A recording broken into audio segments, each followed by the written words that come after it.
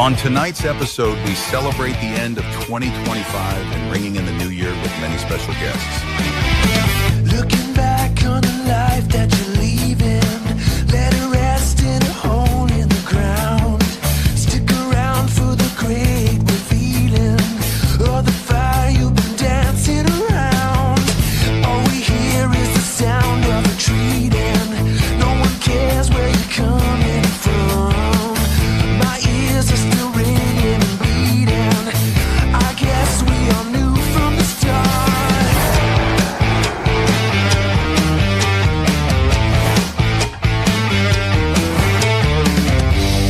These are the days my heart goes numb. Yeah, one of these days will be the one. Looking for answers. What a disaster. These are the days my heart goes numb. My heart goes numb.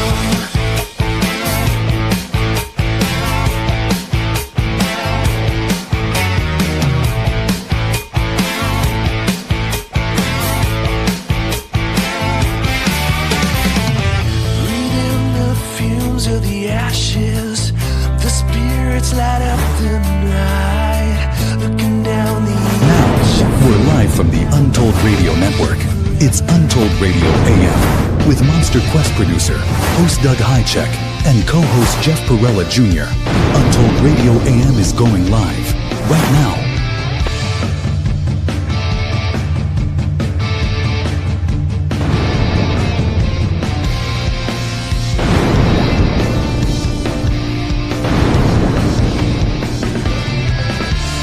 This show is for entertainment purposes only.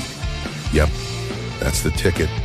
Now here are your Untold Radio AM hosts, Doug Hajicek and Jeff Perrella Jr. And here we are. Hello, everyone. Hey, everybody. Thanks for finding us last Sunday of the year. Yeah. Wow, weird. Yep, sure is. Goodbye, 2025. Yep. Now, well, I'm ready to move on. Yeah. Of course, everybody is, I think. But I'm just excited everybody's here and they found us on this Sunday night. I know there's plenty of other things you could be doing. This is our last broadcast of the year. Of course, we'll be back next year with a new season. And so this whole year is just going to fade out. I kind of think quietly. I'm hoping, right? Yeah, let's hope for no drama for the next few days. That'd be great. We want it to leave quiet, but 2026 is very nearby, and it is following us. It's following everybody. And tonight we've got, I think, a really cool show. We've got a whole bunch of different people. It's going to be a zoo. Won't it be, Jeff? Be a zoo. Absolutely. Yeah. It's our New Year's Eve sort of celebration. Sort of. So what day is New Year's Eve exactly? Wednesday, I believe. Wednesday, just like Christmas Eve. Okay. Yeah.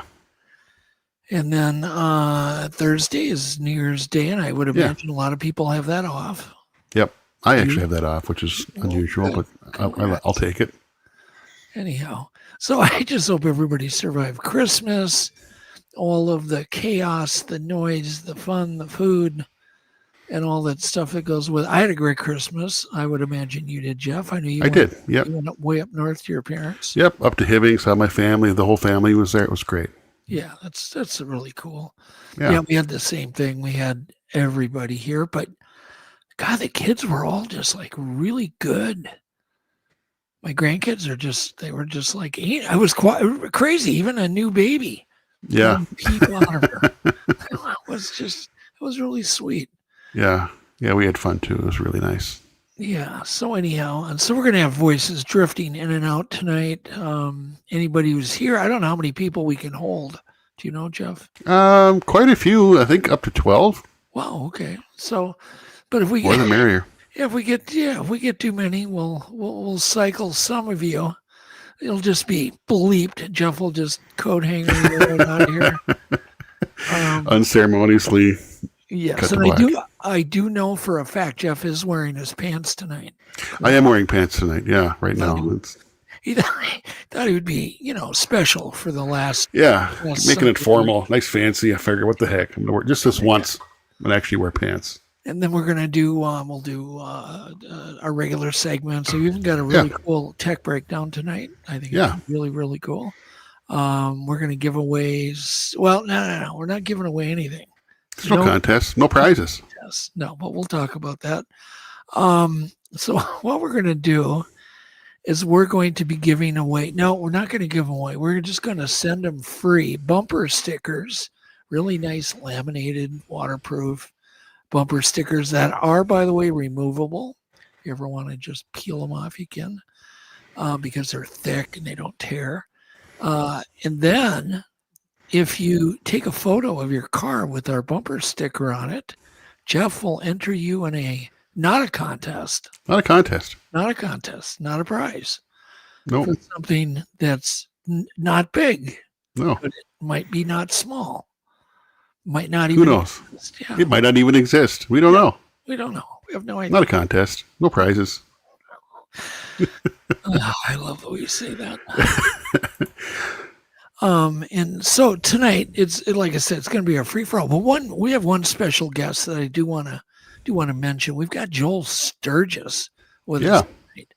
And if it wasn't for Joel, I don't think either of us would be here tonight. Yeah. He kind of got me into this podcasting. So I definitely want to say hi to Joel, and we'll be bringing him on pretty soon here. But all you got to do, we'll do these, not a contest. You'll get a bumper sticker in the mail, which is worthless, completely zero value. You can put it on your car, on your bumper, anywhere. You can put it on them. We don't care. Right on your forehead. Why not? It's not a contest. Doesn't matter. You can do whatever you want. Do what you want. Take a picture. Post. You got to post it online too, and then send it to Jeff. Yeah. So if you want a bumper sticker, just email me your contact information, mailing address, your real name, that kind of good stuff, and get it up to you. And then quantities are limited. Right. Got to add that. Very limited. And if you're watching this next year, it's already too late. Sorry. But it wasn't a contest. Nothing to miss out on. No, nothing. Anyhow, what do we got here? So anyhow, okay, go dim those dang lights, close the curtains, shut out the world a little bit, deadbolt the door. Definitely deadbolt the door. Mm-hmm.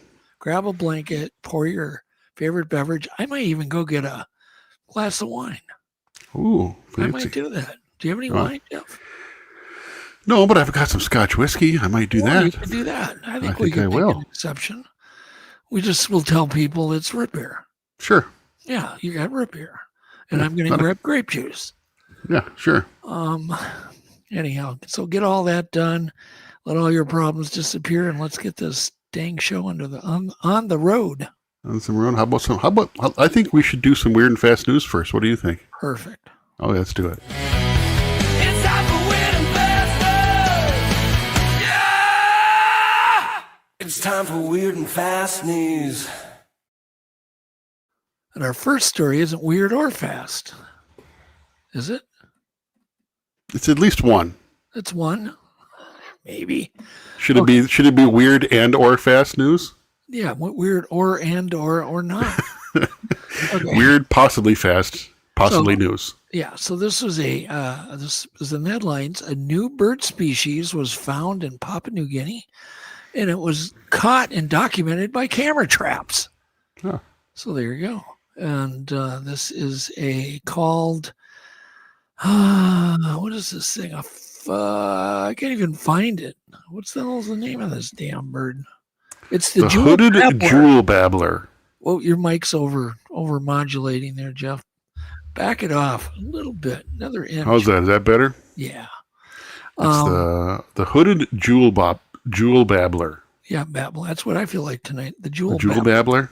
So ornithologists running a camera trap grid in remote, keep note on the grid, in remote forested limestone region of Papua New Guinea, captured the images of a jewel babbler that didn't match any known species. So it says instead of the usual heard not seen problem, the camera quietly racked up months of sightings, including multiple individuals and repeat appearances.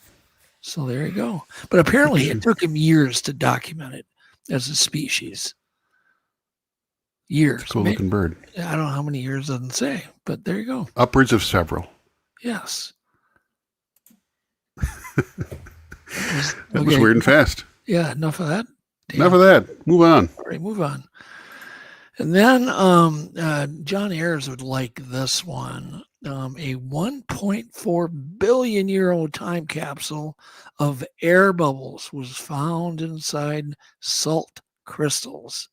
Wow. Think about what you can do with that. That's the actual air from 1.4 billion years ago. It's insane. Yeah, you just hope it's not some animal fart. So researchers examined. Let's hope. Yeah, ancient halite, and a halite is rock salt, and found microscopic fluid inclusions containing tiny trapped pockets of air, basically geologic model that can preserve snapshots of Earth's surface conditions from about 1.4 billion years ago. So they can test the atmosphere, compare it, right? Wow, yeah, that's crazy. And I don't think they've released the results. It says this is wild because it offers a rare way to directly probe ancient atmospheric surface chemistry rather than inferring everything like they do now. Just kind of make it up. Like, yeah, there was actual evidence. Yeah, that's crazy. Carbon dioxide, or there wasn't any, or there was whatever. We've all heard the stories. It says the weird part is how these intact, these micro bubbles can remain when they're in this crystal, and they stay sealed and stable for unimaginable amounts of time. So it's like the Earth's oldest novelty snow globe. There you go. Yeah, it's weird and fast. That definitely wasn't fast or weird, but it was cool. I think we need weird and cool news. Yeah, I like that too. Okay, the next story is they have determined that dinosaurs basically did free-range parenting. This is what this study suggests. Apparently the herds were split by age, the fossils, and this is what they found. It says, as soon as I can get to it, it says paleontology study argues that some sauropods didn't just roam in mixed family groups. They may have organized into segregated herds with juveniles and adults. Did I say adults? Adults. We knew what you meant. Yeah, I'm sure everybody did. Sure, and adults using landscapes. Good thing it's not a contest. Adults using landscapes differently. It says that's a big behavioral claim because it suggests dinosaur ecology might have shaped plant communities and nutrient flows in more of a structured way than the old, just one big herd wandering randomly. I don't really get it. Do you? No, so they can determine that, but they can't determine that Bigfoot's real. Huh? Weird. But we know what dinosaur families are like. Okay, why not? So they're saying, think of it like a prehistoric daycare zone. Yeah. Adults had their ranges, and the juveniles had their own ranges. So just like Christmas, they had the kids' table. Yeah, they had the kid. Yeah, exactly. A good analogy.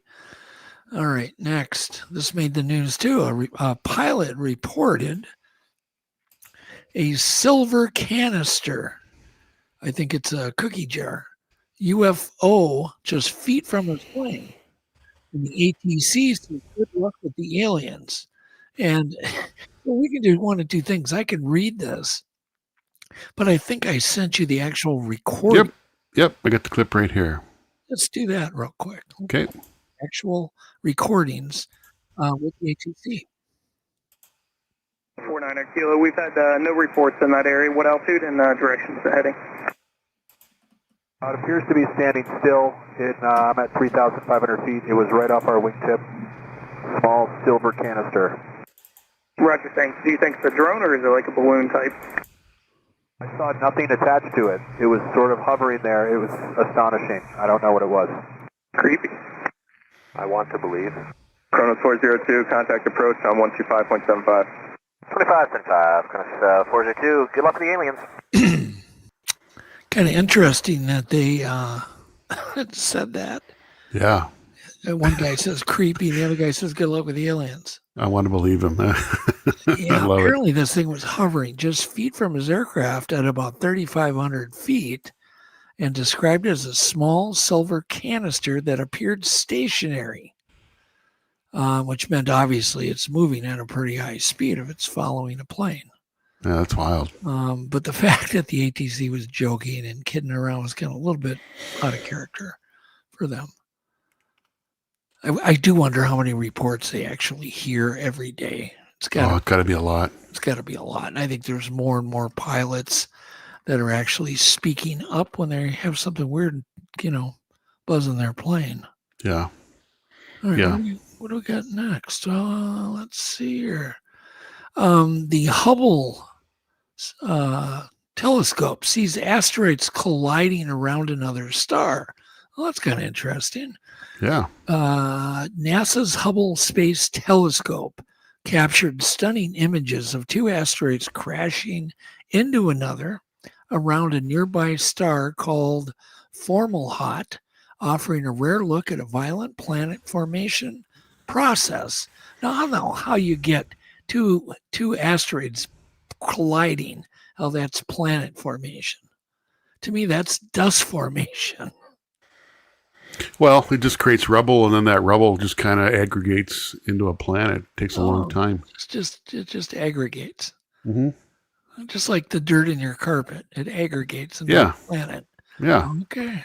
Like forces of gravity in your carpet. Sure, why not? Same thing. I don't know if I buy into that. I'm not sure I've ever bought into that theory. It says this collision was 25 light years away. That's a long freaking way to be watching something. That would give me the creeps, looking at something that far away. That's actually relatively close. Oh my in the God, grand scheme aren't of you things. Argumentative today? Not really, but 25 light years away isn't that far. Well, it says real close. That's our neighborhood. It's driving distance. It's in our galactic neighborhood. Yeah, you can drive on your motorcycle there. It's like driving to, it's not that far away. No, Anyways, it's close. relatively. Yeah. It says what's striking is that this chaos occurs much later in a system's life than previously expected. So apparently this was, after all these things are already formed, so they're seeing this in an old star system, suggesting that planetary formation and destruction aren't very neat. So there you go. It's messy. Yeah. I would think so. Let's see. Interesting. And then, what else we got? Okay, AI in 2026. So there's apparently people weighing in on this, experts, and Stanford experts say the hype of AI is ending and AI reality now begins. And it's going to happen in 2026. Researchers at Stanford predict that 2026 will mark a shift from AI hype towards rigorous evaluation in real world utility after years of chasing big claims. Experts say the focus will turn to transparency, benchmarking, and understanding what AI actually delivers. Like this picture that you're looking at. Mm-hmm. AI delivered that. It's amazing. Quite effectively. Yeah, very effective. No tongues are hanging out. And it's just two legs and everybody, yeah. I think all of those people have the right amount of fingers. That'd be great. No, I think they do. That's crazy. Yeah. It says here, the conversation that says AI will shift from can AI do this to how well and for whom. And researchers expect ongoing debates about data quality, model interpolation, and human oversight in AI systems. It's going to get weird. I mean, Yeah. even this year, it's been weird for me. Yeah. to just see what's going on.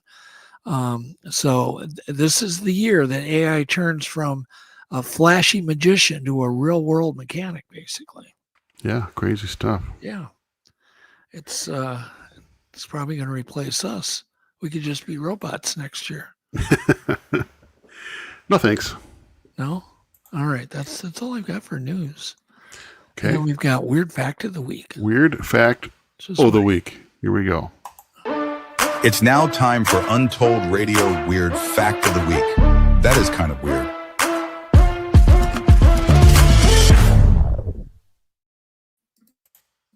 All right. This one is a little bit weird.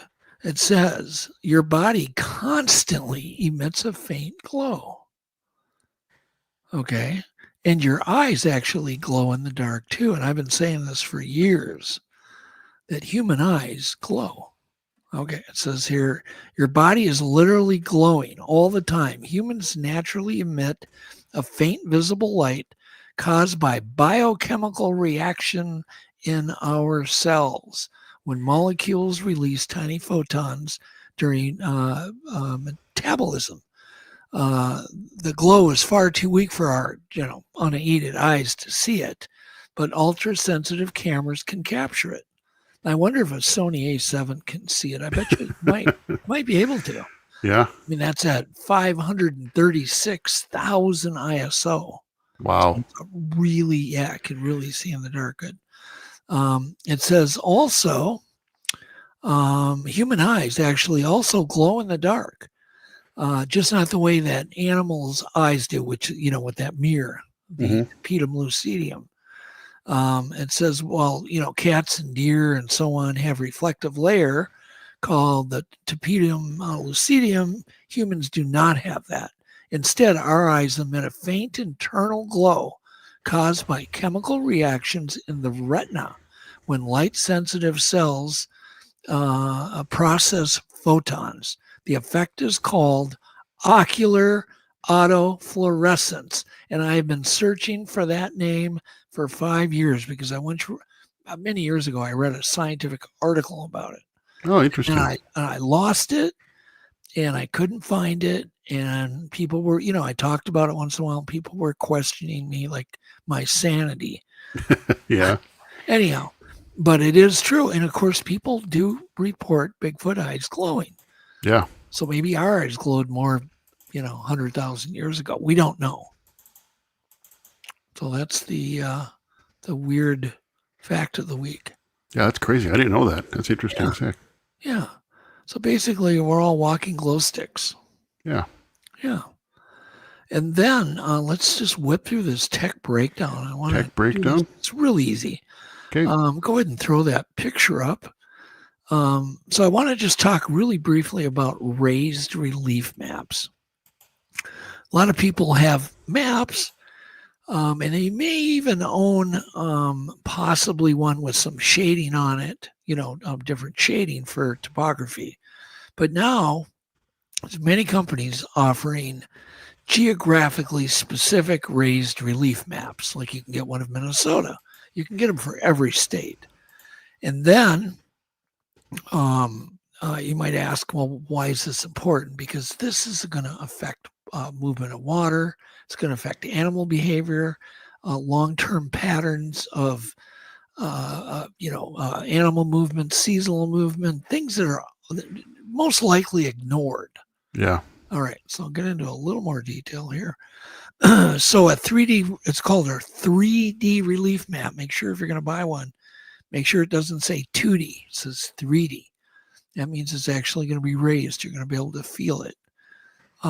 It says a raised relief map lets you physically see and feel the topography of your research area. And the topography is something people routinely underestimate, especially when trying to understand movement, behavior, patterns over time.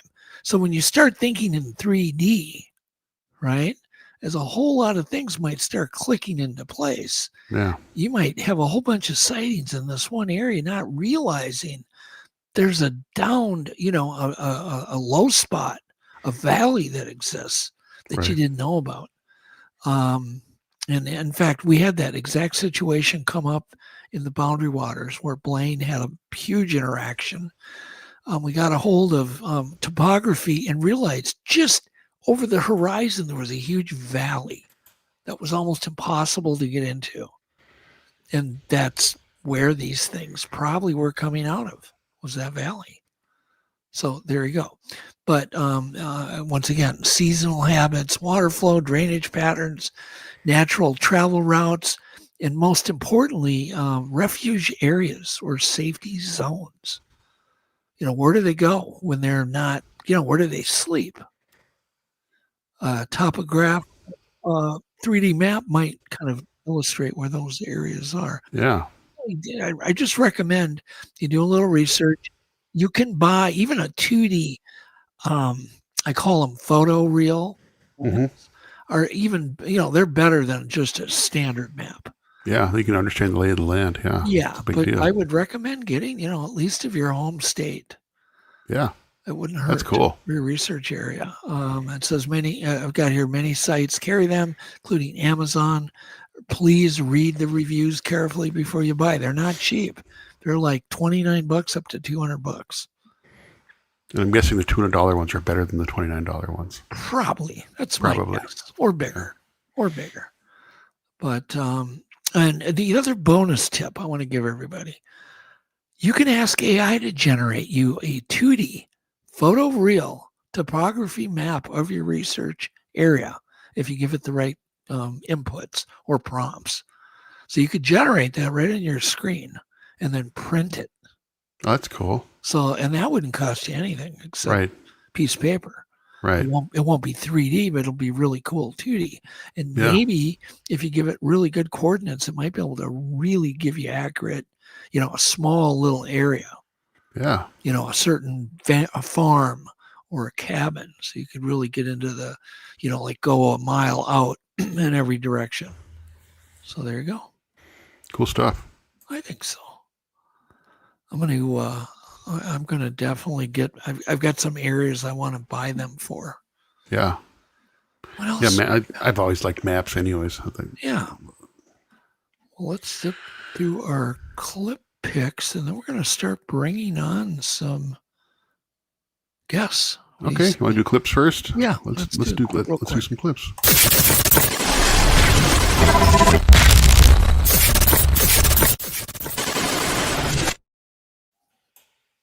All right. Have you ever heard of crown shyness? I'm sorry, I heard what? Shyness. It's called crown shyness. Oh, yes. Yeah. Of course. And let's go ahead and watch this clip, and this will explain what it is. Go ahead. Look up in a forest and you'll see something impossible. The trees act like they're avoiding each other. Their treetops pull back just enough to form sharp, lightning-shaped gaps in the sky. This mysterious phenomenon is known as crown shyness, where certain tree species maintain a respectful distance from their neighbors, leaving perfect channels of light between their branches. There you go. That's cool. Now everybody knows what crown shyness is. Things you just don't notice. Right. All right. Clip 2. Sound is good. So what creature, Jeff, is the most lethal hunter in the world? This will reveal that. Well, let's find out. Most lethal hunter. You are looking at the most efficient predator on Earth.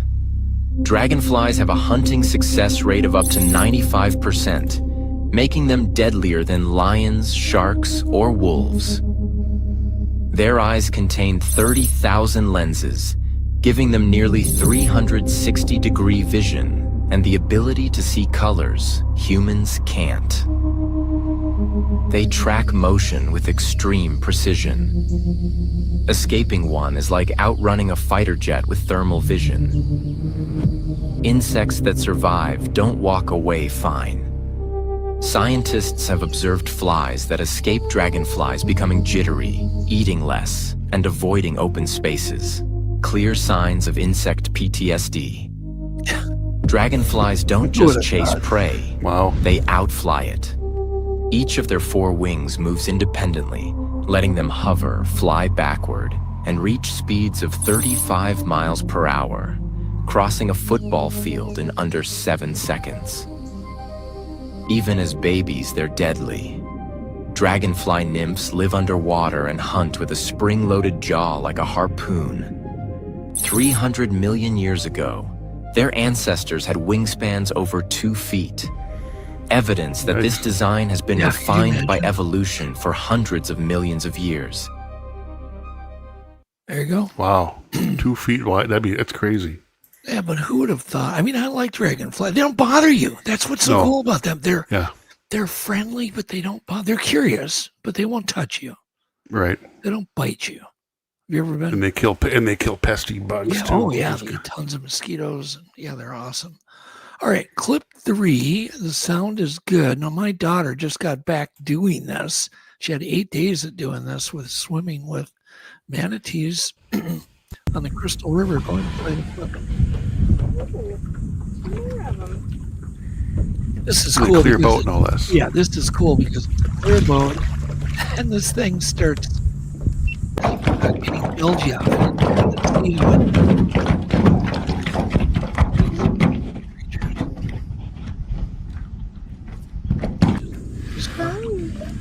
All right. Enough. And then there's one more clip, though. I want to show the actual Crystal River area where my daughter was. She said there were just so many manatees.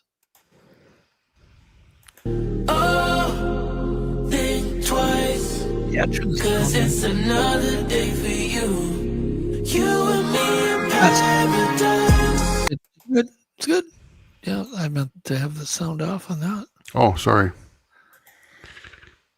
Did you say that? Maybe you did. I might have missed it. There's just tons. Did you see all the manatees there? Yeah, that's crazy. I don't think I've ever seen one. Well, I think the cold water is kind of driving them in, but she said that the manatees were actually kind of grabbing them. You're not allowed to touch them. Right. Manatees were kind of purposely rubbing against them and grabbing them, and it's kind of getting a little weird. So they're curious. That's cool. Yeah, they're really cool. Clip 4. A lot of people haven't heard about they've heard about quantum physics, but not the quantum loop theory. And this is kind of the opposite in a lot of ways of quantum mechanics. But go ahead and play this. As a leading competitor to string theory, loop quantum gravity, or LQG, proposes that the fabric of space-time is not smooth and continuous, but is a discrete network of intertwined quantum loops known as a spin network. In this theory, space itself is quantized, meaning there is a smallest possible unit of area and volume. LQG provides a mathematical framework for a pixelated universe and offers a potential description of what happens inside black holes and at the Big Bang without resorting to extra dimensions. Oh, interesting. Kind of like the inside of my toolbox. The black hole, yeah. Okay, then clip 5 I thought was really interesting because they recorded the sounds of all these pulsars, and I thought it sounds like a motorcycle. Go ahead and play it.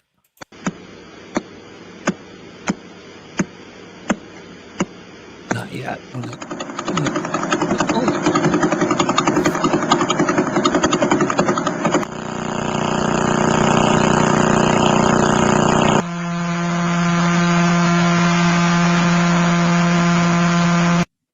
Weed whippers, lawnmowers, motorcycles. Jeff, like the one that sounded like a Harley. Yeah, well, one sounded like a hit and miss motor. It's pretty cool. Yeah. Yeah, those are cool. Have you ever seen really those? Cool. I love that stuff. The old farm motors on the tractors. I kind of want to own one of those, even though I have no practical use for one. No. All right. Clip 6. Now, there's 2 clips I have on turtles. You will not ever look at a turtle again the same way. Go ahead and play it. Okay, I just found out something completely shocking about turtles. And I honestly think they're trolling us at this point because the natural world doesn't have time. Time doesn't actually exist, right? What the natural world has is rhythm. So time is a measurement of rhythm, but time doesn't exist. Clocks exist. Now, here's the crazy part.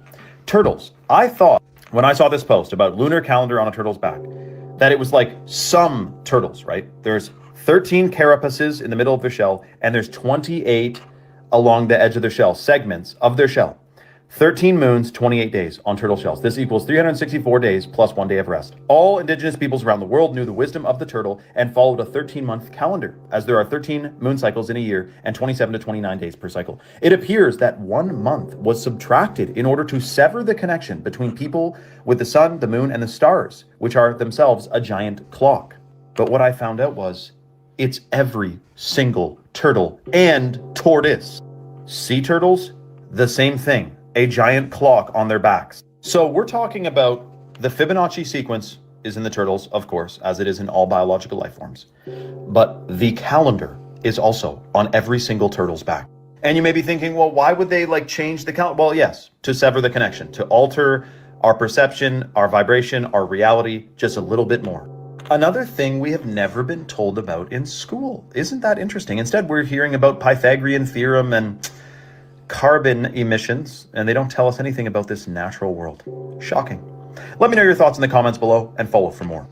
Interesting. That's wild. Yeah, that is weird, isn't it? That they all have it. And then the next clip will also kind of blow your mind about turtles. Go ahead. Need sound if you got it.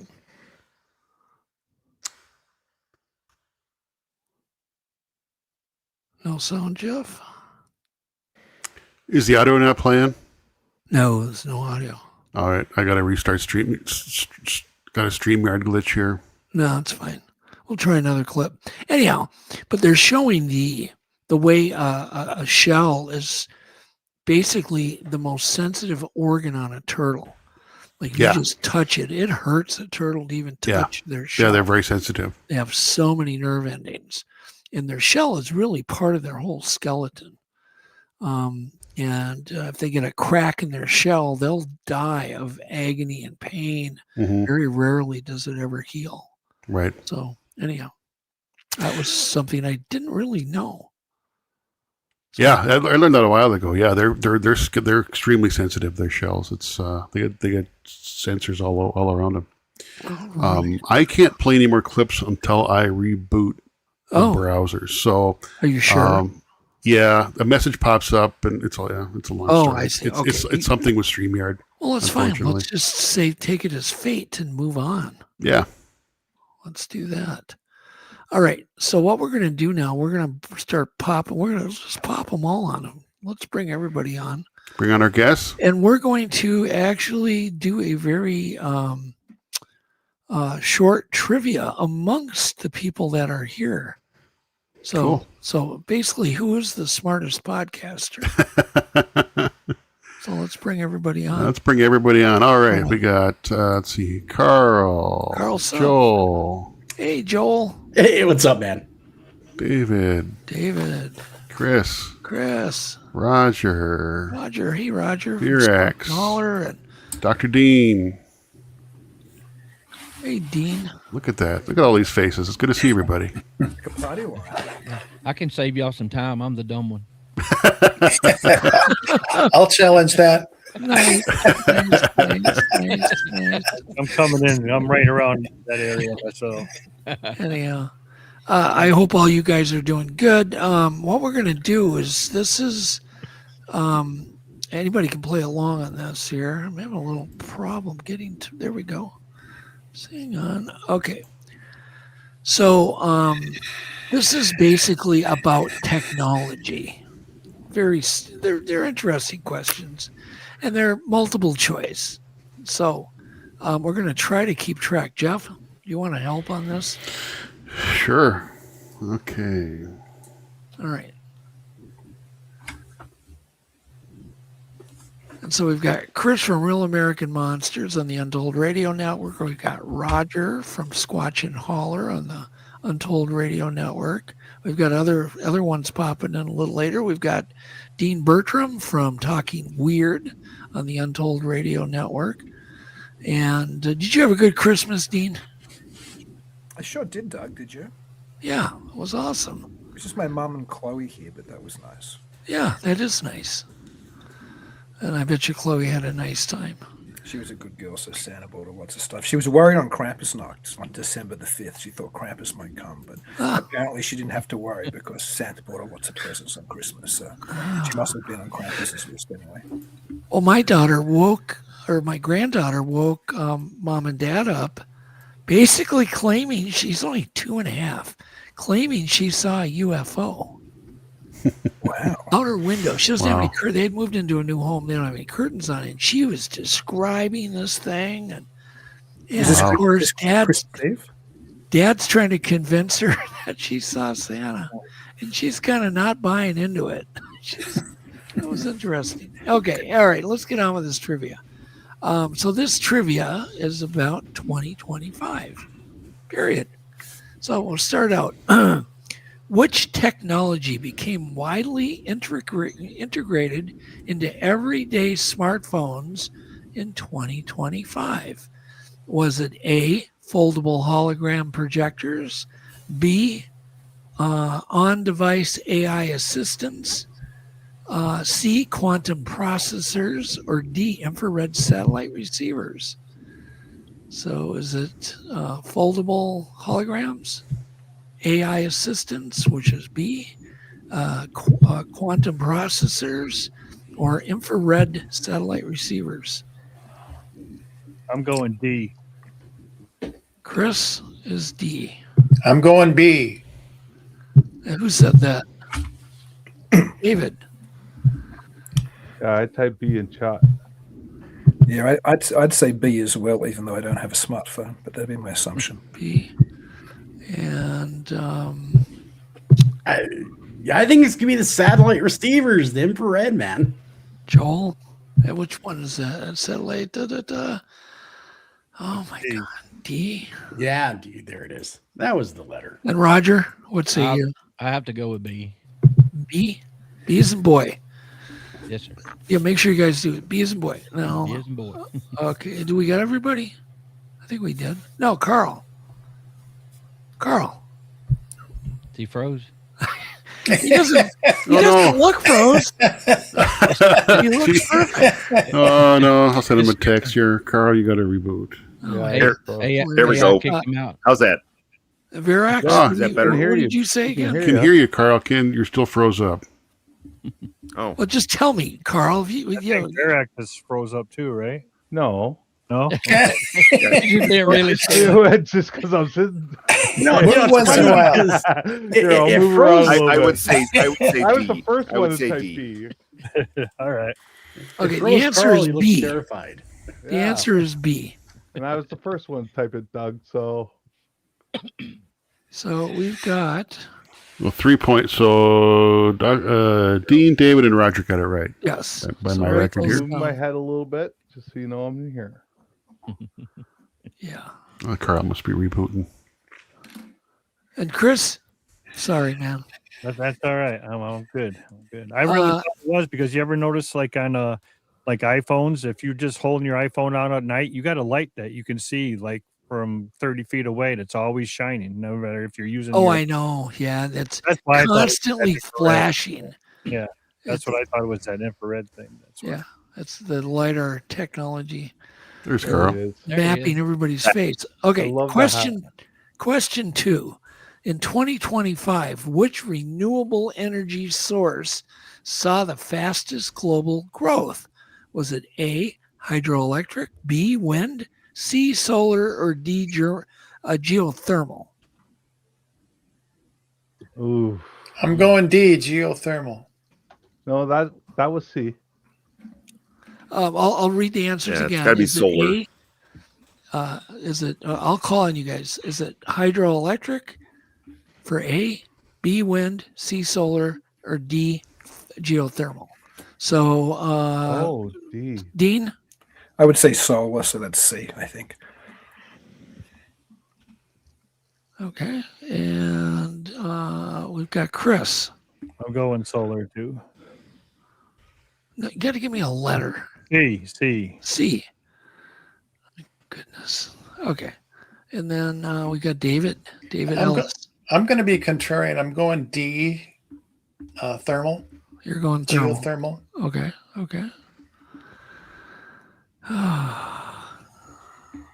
You saying over there, Joel? I'm thinking C. I'm going to go with the pack, man. Last time I went on my own and I was wrong. So, why not? Let's go to the smart guy. I'm just the radio host, man. All right. And then Roger. I forgot what letter it was. I think W for wind. Okay. A is hydroelectric, B is wind, C is solar, and D is geothermal. B is in boy. B is in boy for Roger. Okay. I have no idea. So he's picking wind. Okay. And then what do we got left? We got D. David Virax. Yeah. D thermal. D. Okay. Survey says. What did Carl say? Oh, Carl. What's C. frozen? C. I'll go C. Okay, Yep. and the answer is C, solar. Oh, there you go. So good job. Let's see who got that. We got one more friend here. Welcome, Jason. Howdy. Why aren't we going with nuclear? Just out of curiosity. What's the nuclear power? Yeah, where was the nuclear? It didn't even make the gauge. All right. So you keeping score, Jeff? I am, sort of. I mean, with geothermal and wind, is nuclear even a thing? It wasn't on there. No. It says renewable energy. Apparently, nuclear isn't renewable. No. Yeah. All right. Question 3. What major concern dominated discussions about AI in 2025?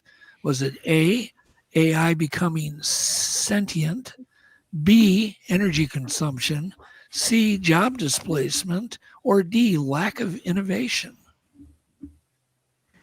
AI, is it, what's the concern? Is it A, becoming sentient and telling us to go screw ourselves, B, energy consumption, C, job displacement, and D, lack of innovation? I'll go B as in boy. So Chris is saying what? B, boy. Okay, B. And I was going with C, job displacement. C is in Charlie. C, okay, for Jason. Yeah, because you could still catch up, Jason, and kick these guys' butts. Well, the fact that I was thinking outside the box with nuclear power should have really put me ahead already. But it didn't. And then Roger Williams. I believe the first thing probably for all of us that watched the Terminator is probably A. So A. Okay. And we already got Chris. David Ellis. Yeah, I'm voting A too. That scares the crap out of me. Sentience. Okay, A. And then we've got Joel. Of course it's A, man. The rise of frickin' Skynet. That's right. For Joel. And then we've got David I'm going Virax. with A too. You're A. My God. Okay, and the answer is No, I didn't give mine yet. Dean. Sorry, Dean. Listen, I'll be honest. I've heard kind of Chicken Little headlines regarding all of those things, but I think the Chicken Little headline I've heard the most is the sentient one. I mean, it obviously scares people more than the excessive energy consumption and the job loss, which are both legit, I think. But so I'll go with A as well, just because I see that talked about more. And then Carl. I'll say A. Carl is A. From now on, I want Carl to go first. I think Chris, what did you choose? Tired of him mopping up. Chris Reinhardt, what did you choose? I went B. Yeah, so you're the only one wrong. That's all right. Ain't the first time. Sorry. The answer actually is C. So we're all wrong. You're all wrong except no, somebody got it right. I did. I ain't wrong. Jason? Oh. I almost jumped on your right. train. Are you the only one that said C? Yeah. Yeah. Who got it right? Although, Who's on the board? Honestly, I would suggest that the power consumption and water use is a much bigger issue for AI, but no one talks about that. I knew that job loss was going to be was going to be the thing that everyone was talking about. I'm not worried about it becoming sentient. I mean, we how many people are running around that aren't even sentient? I'm worried about all the RAM. All the gamers are going to revolt because they can't buy RAM anymore. Yeah. Well, That's the real problem. I noticed a slowdown with AI on last night because I think so many people got new computers and got AI loaded on their computer. It was just overloaded. But it says here for the explanation, it says the governments and industries focused heavily on how AI will affect employment and how it should be regulated. So there you go. There are a ton, and this is a conversation we've been having in our industry for a couple of years now. The first person who hacks, not even really general AI, because again, even the term AI is a bit off base. There are so many white collar jobs that will disappear overnight because, like, think of all the jobs that are offshore to India. 99% of those jobs will go away because they're literally just doing if A then B. Right, that's all they're doing. It's real simple stuff. Once they kind of have an AI that you can just plug and play into any industry you want, most of those white collar jobs disappear overnight. It's true. Yeah. All right. Next, which space milestone continued to expand rapidly in 2025? Was it A, human missions to Mars, B, lunar tourism, C, satellite internet constellations, D, asteroid mining? Which space milestone continued to expand rapidly last year?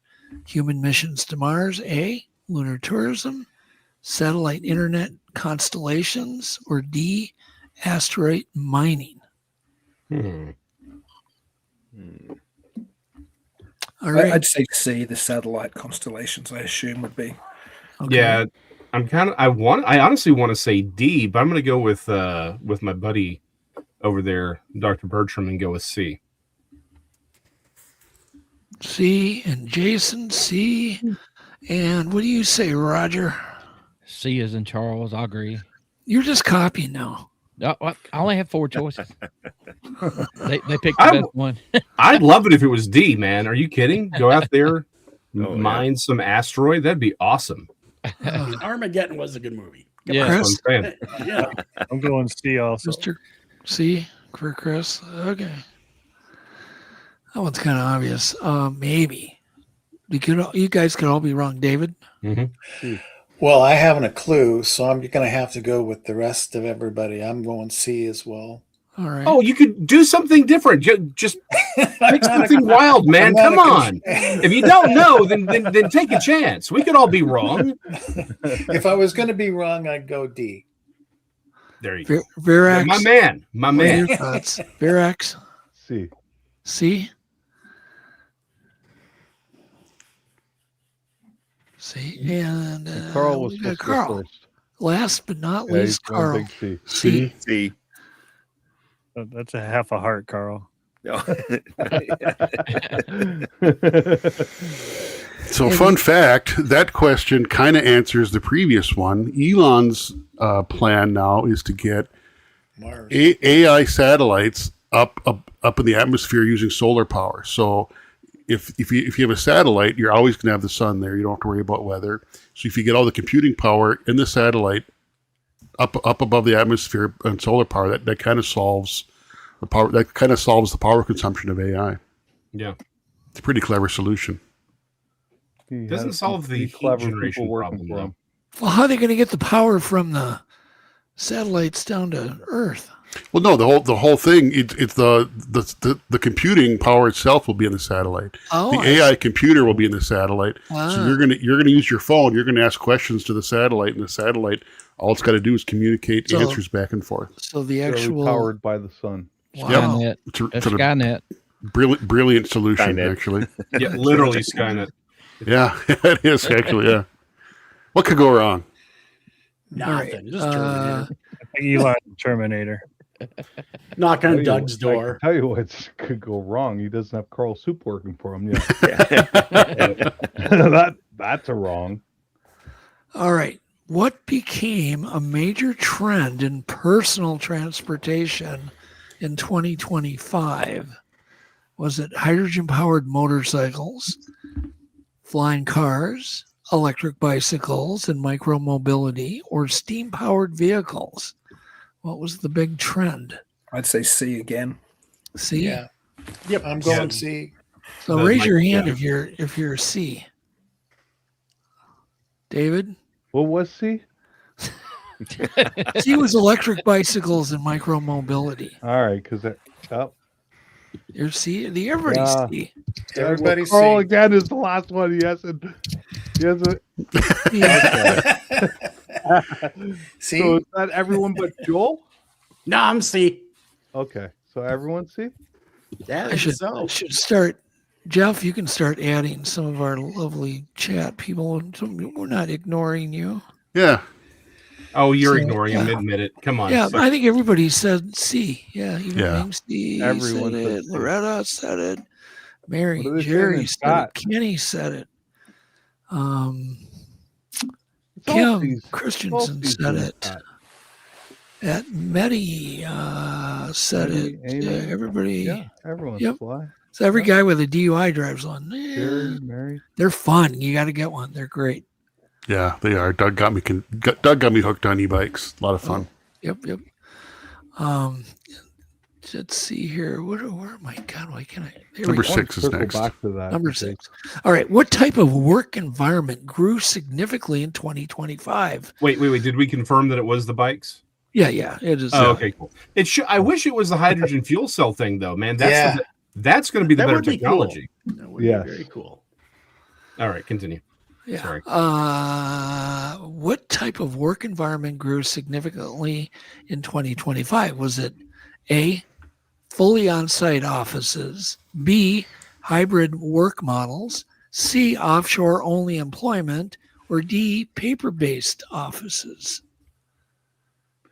So is Dean? it A, fully on-site? Actually, let's go the other way. Carl? On site. Oh, On we're site. Definitely. Return to office. RTO. Yep. On-site. I'm gonna go to the opposite, B, which was off-site. Okay. So Carl's A, right? You writing this down, Jeff? Uh-huh. I'm going B. Joel? I was returned to office only because I had to start doing my morning show from the studio again. I couldn't Okay. go from my home studio. David? It was, David E. Me? Yep. Yeah, David E. Okay. A. A. Okay. Return to office? Yes. Chris? And Virax? Nope. Chris? Oh, there he is. Chris? I'd like to go to the audience, sir, please, for the answer. Phone a friend. Phone a friend. Call me, Chris. Go ahead. Put one up. Whoever answered in the audience, put one up and they can have my answer. Most people are B in the audience. All right, we'll go B. Which one is B again? Stay B at home. is Hybrid work models. Hybrid work model. Right. And Roger? I'm going to have to go with B also. B. Work from home? Hybrid. Jason?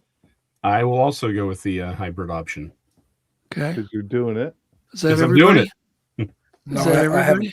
I haven't chimed in. I do know. I almost want to go offshore because I have someone who may or may not be my girlfriend. She's my girlfriend, but I won't say what company she works for. But she works for a major American company, like you would all know it. And they offshored like crazy in the last 12 plus months. Like nuttery. But I'm going to go. I don't know how much that sweeps across the board, so I'm going to go with the hybrid as well. All right. Dean's going a whole different direction than everybody. No, the hybrid. I'm going with the hybrid. Oh, you are? Oh, okay. Yeah. Hybrid. I mean, I'm tempted to go offshore, but that's only one big. It's an anecdotal story. It's a big anecdotal story, but it's the only one I'm really aware of. So I don't want to place all my chips on that bet. So I'll go with that. With the hybrid. Virax and Carl, you guys gave your answers. Jeff? Yeah, we started. Yep. Oh. Jeff's got them all. All right. And the answer is it is B, the hybrid work model. Yeah. It says many companies settle into flexible schedules, mixing remote and office work. So who said B? Who else said that? Roger, Chris, Jason, me. Carl, did you get one wrong? I did. I said B. What? Okay, you got to just hook I- him out of there, then shut him down. Yeah. You were voted off the island. That's what we should have done, Jeff. You get one wrong, you're gone. You're gone. Yeah. That would have been hilarious. That's what we should have done. He phoned I the wrong should get friend. that right because And hybrid you could is, just, you just put him in a timeout.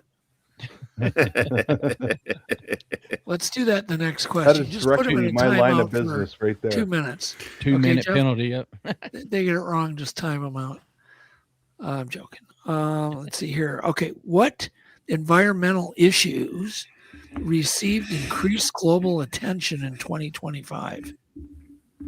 Was it A, acid rain, B, plastic waste in oceans, C, deforestation of Europe, and D, ozone depletion?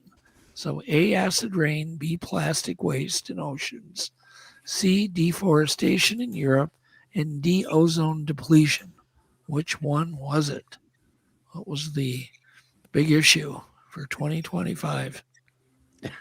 Carl still has the C up. He just sticks with C, Carl. Just why just not? It's stick a with winner. C. Come on. Oh my God. Thought you're frozen again. I'm like, that poor dude is All right, frozen again. Jeff, man. could you just ask him who? You write this down. So, Dean, what do you think? Gosh, there's always some panic about something. I mean, the plastic waste to me is probably the legitimate one. So I'll go with the All right. plastic waste. Plastic waste. So, so he says B. What say you there, Jason? I'm going to go with plastic waste as well. Okay, plastic waste. Joel, I'm gonna go with that plastic waste as well. do you have any plastic on your desk? Of course I do. Of course I do. Damn near everything. Don't waste it. Million. Then You're a we've million. got David, B. Rusty, Yeah. B. B, Plastic waste. plastic waste, and we got Roger Williams. I hate to go against everybody, but I'm going to say B also. Plastic waste. Reinhardt. That's funny. Which one was deforestation? That was deforestation of Europe. Yeah, of Europe. Which letter? C. Carl's favorite letter. All right. Just to be contrarian, Well, I'm going yeah. C. C for cookie? Is that where we're going with? And Carl, I was C. you're C again? Okay. Okay. Yeah. and then, Oh, yeah. we got Jay. Hey, Jay Got a Cass. letter there, Jay. Down South Anomalies has joined us. We haven't seen Jay for a little while. They're coming back soon. Well, I hope so. I hope so. Happy Christmas to everyone and Happy New Year to all. It's a joy to be with you here on Untold. And I'm going to do all of above because I just stepped in here and I think the whole thing's killing us. All of the above. It's all screwed up. Yeah, all of them are right. Yeah, they're all killing us. Jamie, by the way, I hope Asper's doing well. I miss your show so much. I shouldn't have a favorite on this network, but your show is my favorite down south. Get out of here, Dean. Your It's show true, is man. by I watch far- I watch all of them time to time, but I watch your one religiously. I love it. Well, Aspasia would have loved to have been here, but she's still recovering big time. She's resting downstairs and she sends her love. It's been pretty horrendous surgery and radiation and chemo she's been through, but she is on the mend. Oh, good. Our prayers are with her. Our prayers are with her. Jay, what is the name of your show on Untold so everyone knows? And there you go. There's my history repeating itself. What is the name of your show? Down South Anomalies. Thank you. My pleasure. Please send her my love. I will. That's because Jay is below the equator. Yep. Yeah, and it feels like it. What time is it there right now, Jay? Well, you know what? I got up at 5:30 a.m. for this, and it's now 1:12 p.m. You're the one that I didn't. I disagreed with you. I put in Central Standard Time. Did you disagree with me, Doug? I didn't see that. I didn't get clarification on that. Yeah, something's wrong. It won't be the first time I made a mistake. Yeah. It's not you, Doug. It is certainly us. We're just living in a very precarious, razor edge life at the moment. But we're good. We're good. We're here on Untold. That's all that matters. Yeah. No, we love you guys. Okay, Our so prayers are with you and your wife. Yeah. Appreciate it big time. Thank you, Jeff, so much for all your trouble as well. all right. So I think we got everybody's answer. It is B, plastic waste in the oceans. Oh. That's the big environmental concern right now.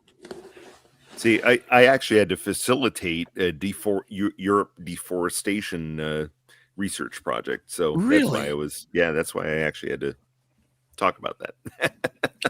That's why I voted my way. Well, they're obviously all a concern. I'm not sure if they're worried about ozone anymore, though, are they? I don't think I've even heard of acid rain, the words acid rain spoken in the last 20 years. No, and the ozone thing, too. Remember, that was like this huge scare. They stopped making Aquanet and it was all good after that. Yeah. Right. It was the Aquanet. That's It was true. the Aquanet. You know. That was it. Oh, my God. Okay. 80s went by. We're good. In fairness, Doug, it looks like you're still rocking the Aquanet. Are you still? the governments of No, the no Aquanet. The big hair is gone. the governments of the world and the media of the world wouldn't be doing its job if it didn't have us terrified about something. Gotta keep us scared, man. You gotta keep us docile and The scared. other side of that, though, Dean, is what's scarier is that we haven't heard about acid rain or ozone or anything for a long time, because as soon as it came out, everyone was all over it, and then I can't remember the last time I heard ozone or acid rain. Or what are they distracting us from? Yeah. They roll things out every once in a while to distract us from the bigger issues. We've done that Well, forever. that's the thing. I mean, Yep. what in that it's a moving target. What is the issue? Yeah. Whatever that hot button issue is at the moment, they something that really matters, they always come up with something a little bit worse to throw out there. And you think that's bad? Look at this. You see a video though of Antarctica or the Arctic and the shelving coming off. Global warming and everything else isn't a thing. Well, I guess we won't know until California's gone when the ocean rises. I don't know. Like when do we get that notice? All I know is that when they admit Bigfoot's real, that's when you need to start worrying. Yep. All right. Let's see. Number 9. Which consumer trend strengthened in 2025? Was it A, disposable electronics, B, repairable and right to repair, single-use batteries, or D, fully sealed devices? So which consumer trend strengthened? Disposable electronics, A, repairability, B, C, single-use batteries, or D, fully sealed devices? Which one was the consumer trend? Let's start with Jason. Or no, we're going to start with Dean. Shut up, Jason. No, it's funny. I was literally reading something the other day about, like, I guess generations younger than X turning onto technologies that were old-fashioned and that they were able to, repair themselves and things. But that might just have been, an interest piece. I suspect that the sealable devices, maybe. Or the sealed devices. What was the final one? The one which they just like. It was blah blah blah. Fully sealed devices was D. Yeah, that was D. That's the one I'll go with. But I to be honest, I don't actually know. That's a total guess. I want to. So I'm going to go. I'm going to be a contrarian on this because here's the thing. I actually was going to do the same thing. I think it's B, but I think I would want it to be B, but I think it's D. However, just to be contrarian with Dean, I'm going to go with B. So you're B, okay. Yeah, all right. I'm pushing back here, Dean. And so now Joel doesn't know what to do. Go ahead, Joel. I think it's be the right to repair. Right to repair. Yeah, right to repair. People want to repair their stuff. Wow. True. You're jumping on my bandwagon, man. I appreciate am, man. Hey, you're Welcome. converting me. More the merrier. And Mr. Virax, D. which is right to repair. No. No. Oh, yeah. B. You said B, didn't you? D as in David. Fully sealed devices. Okay. We're sealing that stuff up so we can put it anywhere. Okay, I got you. Yeah, they're doing a lot of that. You're right. Roger. D for Doug. D for Doug. I'm gonna go with Fully Virax. sealed. Oh, Chris. never do that, Roger. Never do that. Nose is looking a little proud there. Going with the something good there. doctor. I'm going D. D. Oh God, you guys. So you're going with fully sealed too. Yep. And We're the smart guys. That's why they got to start at the bottom and work up. Oh, okay. We'll do that. David. Well, I would certainly hope it was A, but I'm afraid it's D. So you're going with D, which is D as in dog. D as in dog, and that is the fully sealed devices. Okay. Yeah, I wish it were the right to repair. And then Carl, you're just going with your C like you always do? No, I was going to go B. B. I'll just B, repairable and right to repair. Okay. Yep. Stand your ground, Carl. Come on. And then the very brilliant J Katz. What's your answer? Well, I'm a big fan of Vance Packard's writings. Bless his soul, rest in peace, Vance. And he was the one that sort of called the attention of all of us to built-in obsolescence. So I'm going to say single use. We'll go for A. They're just, they throw this crap out there and it turns off within 12 months and it's all over. Go with the money. Follow the money. And say you're right. I bet you're right. If you buy anything from Temu, it is single use. Yeah. Everything's single use. Everything, if you're following the money, is single use. Yeah. All right. So the answer is, we got everybody? Yeah, we did. The answer is B, repairability and the right to repair. I'm glad I'm wrong. I'm glad I was wrong. Explanation: laws and consumer pressure pushed manufacturers to make products easier to repair. Cool. I was going to, again, the reason I went from D to B was because Doug said it was the consumer move. The companies want to move to single use or to sealed technologies, but the consumers want repairability. Which consumer trend strengthened in 2025? Good point. Valid point. So anybody that got it wrong, Jeff is shutting your camera off. Everyone other than Carl. I just got here. Last question to win the not a prize. All right. Will be number 10 and says, what best describes public attitudes towards technology in 2025? A, blind optimism. B, complete rejection. C, excited but cautious. Or D, indifferent. So I'll read them again. Blind optimism, A. Complete rejection, B. Excited but cautious, C. And indifferent, D. What country? In the U.S., I know you're not a U.S. citizen. Hey, in Canada, that's a lot different. I know that, two David. different answers right there. Well, you got to think like a. I'm trying to think right now like what the one of right us. answer is. In the U.S., it's like up here in Canada, you can't guess what the U.S. is thinking. Yeah, it's true. You don't want to. Well, then I'm asking.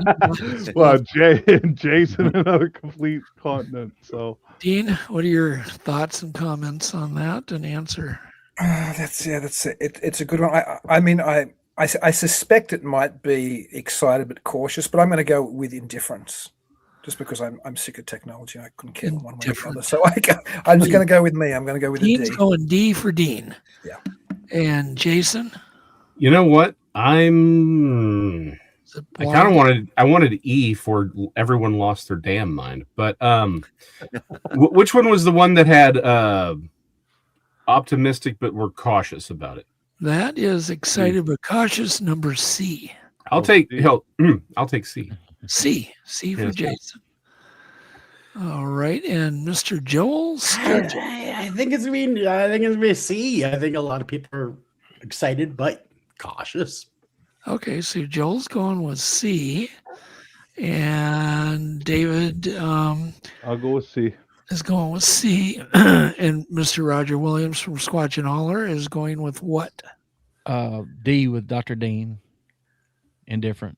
So you're going with indifferent, and then Real American Monsters. Chris Reinhardt. What's your answer? Going C. C, excited but cautious.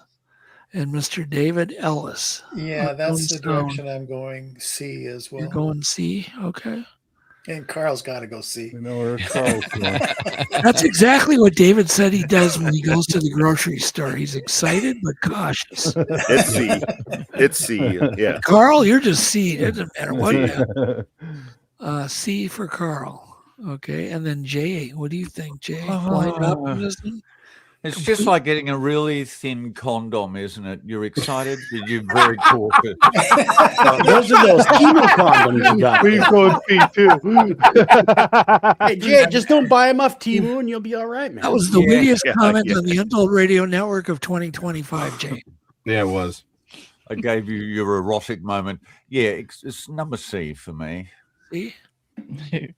All right, let's just take a look and do our audience here, what they're thinking.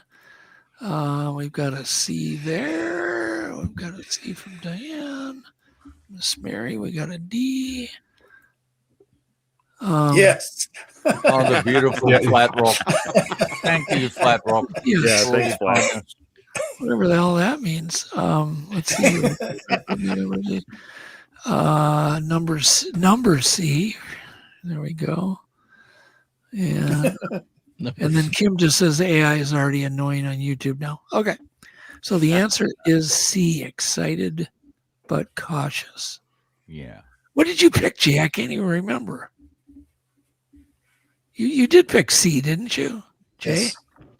Oh, yes. Yeah. With I thought you were calling me the someone condom else. analogy you had going on. Yeah. It was perfect. Well, who won? Who is the smartest podcaster? I had to bump Jay for a second. Jay, our cap is 10, so I went back to the backstage so Jay can come on. My count is my count is Jason with the win at 6. That's what I came up with. Hey. Jason, the win at 6. Well, I really should have 7 because my nuclear power answer was obviously correct. And who did the worst? I'm not going to embarrass anybody. Come on. Do it. It's going to be Dean, isn't it? I'll take that trophy. It should be me. I just like to be. I would just like to throw my own crazy opinions out there. So I'm happy to be the worst. But I'll hop backstage and Jay can come back on. I'll see you. I'll still be here just backstage. Okay, that's good. Really? That's good. So I take it I was the loser because I was just thrown out of the mix then without any qualification. I'm happy to be the loser. I much more respect losers in this society than winners. All right. Which is why you're such good friends with Dean. That's what I'm hearing. Exactly. So I got a question now for the Untold Radio guys. Dean, what episode was your best episode or your best guest? I sent it to I did send it to Jeff, but I forgot I was even doing the show till this afternoon. I've been so busy. My favorite episode was the one with Doug Skinner, which was Talking Weed 140 about his book Music from Elsewhere. Doug Skinner's a fascinating human being, one of the most fascinating people I've ever met. He's erudite and his knowledge in Forteana and various other things is quite expansive. But he's written a number of books. He's also, in a way, the literary heir of John Keel. He runs johnkeel.com. He was very good friends with John Keel. He was one of the two people who assisted John Keel later in life and took care of his estate and his health and all those things. But he wrote a book recently out of the many books he's written called Music from Elsewhere. And Music from Elsewhere is about, I guess, the history of music from elsewhere, music from fairies or music from UFOnauts or music from dreams or from the dead. And Doug's also quite a talented musician. So he included in his book only music that you could actually find notated historically. And he also recorded it with a complimentary album on Bandcamp, so you can all the actual music is written if you can play within the book, like the actual, I can't play music, but the musical, sheet music is in the book along with the descriptions of everything. But Doug was kind enough to let me play a number of his songs on the show as well. So he came on and he spoke about these historical pieces of music from elsewhere, and then we also cut to the music he recorded, which was available on Bandcamp for a number of the ones he explained. And I'm talking weird. I like to hit particularly weird topics, and I think that might have been one of the weirder, and also with one of the most erudite people I know. So I really enjoyed that episode. So people are one of the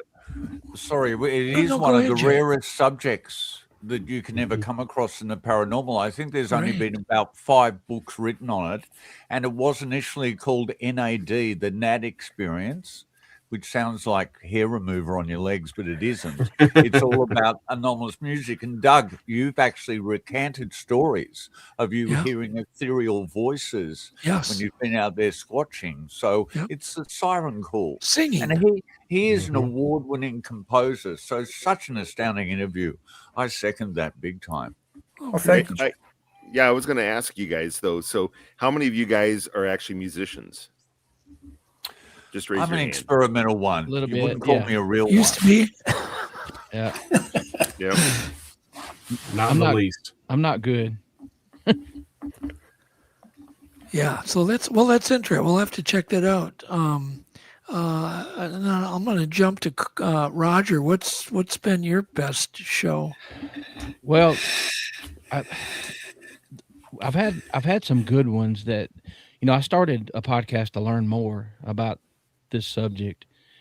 And I have to say, though, I think my favorite one was last week, the Christmas show, because we had something happen while we were actually boots on the ground during the summer. And I had 3 of the 4 witnesses besides me on the show last week telling what led up to us catching the orb on the thermal. And I thought it was important to have all of their different stories and confirming and to kind of let people know when you have one person telling the story, that's fine. But all of these people were there, and the weirdness that happened that we didn't expect, and it was by pure accident, but everything that needed to happen happened to put us in that spot. And I was looking at a face through the thermal, and the orb showed up. So I'm not saying they're connected, but I've had some great guests, and I love them all. But my favorite was last week, because we tried to do a show like, hey, we're sitting on the front porch drinking tea, talking, discussing things. And my guests, I like for them to be teachers to us. But it was also great to share one of the many things that's happened to us and have different views of it. We were all there.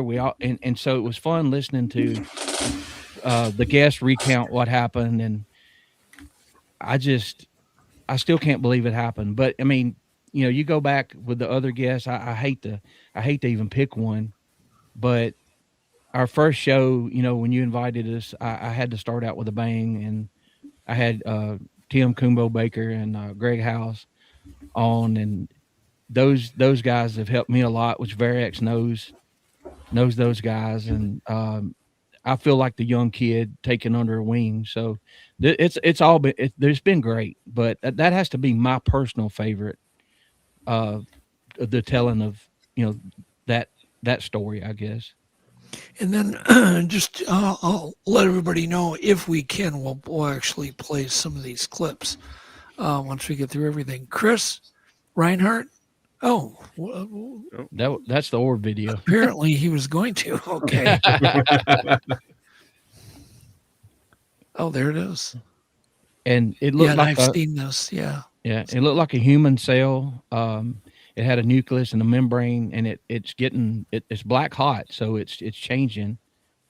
But it was see-through, and not only did it get caught on this thermal, when it dropped right there, it got caught on a second thermal. Right. And wow, we don't know what it is. I went out right after this.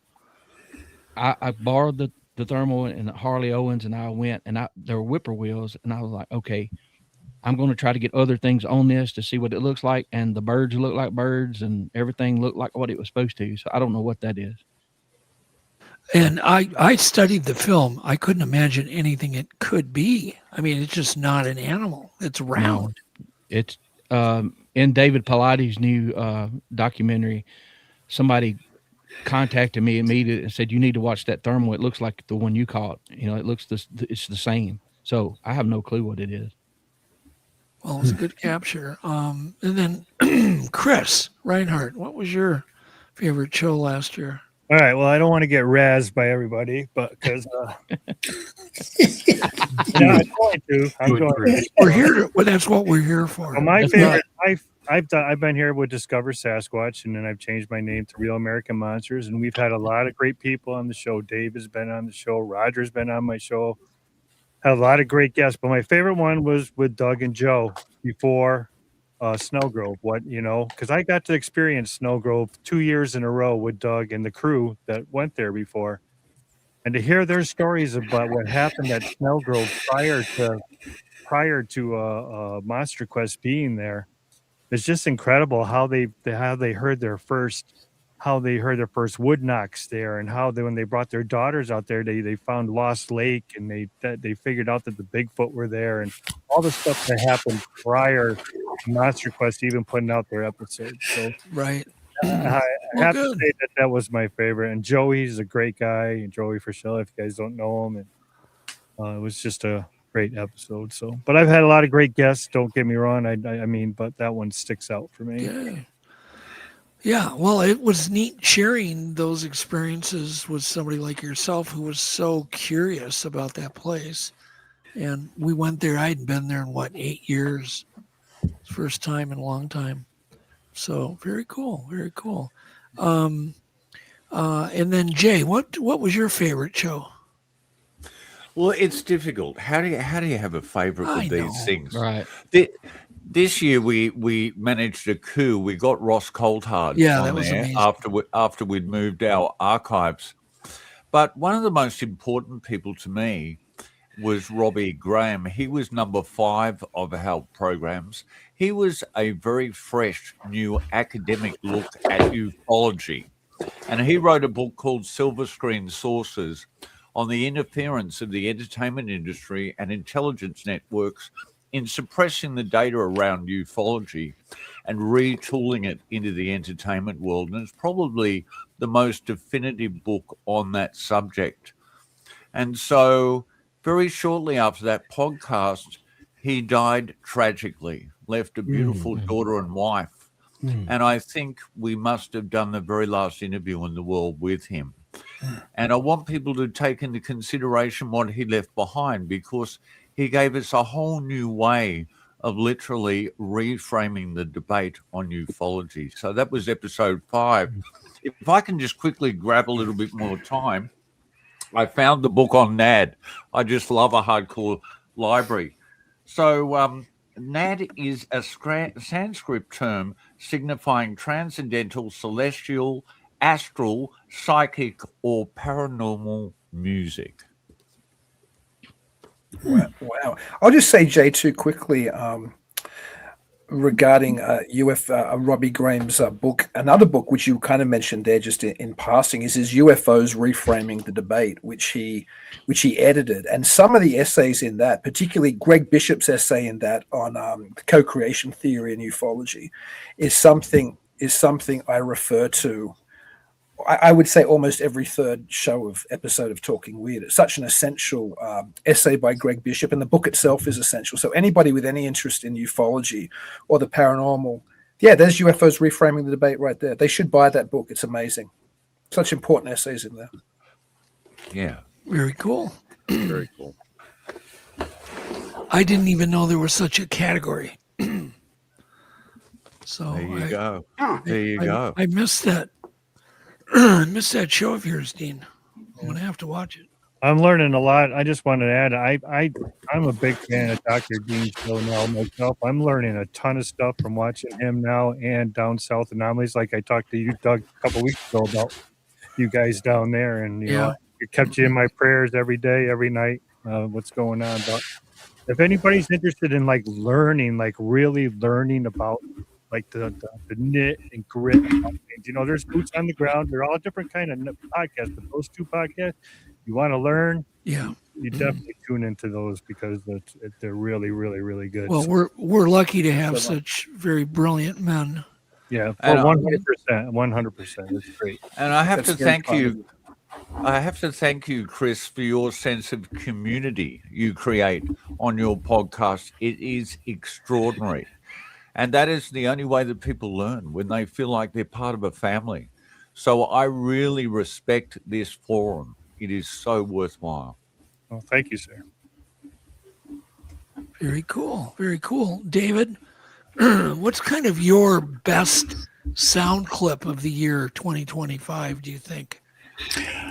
I think Shane Corson's long Ohio howl type vocalizations that he captured not too far from where the Skookum cast was actually caught. Was it in the Gifford Yes. Forest? Yes. Okay. Yeah. Very cool. Do you have that with you? Can you play it? I think so. Or does Jeff have it? Jeff has it. Oh, I'm gonna let me bow out and let Jeff pop in.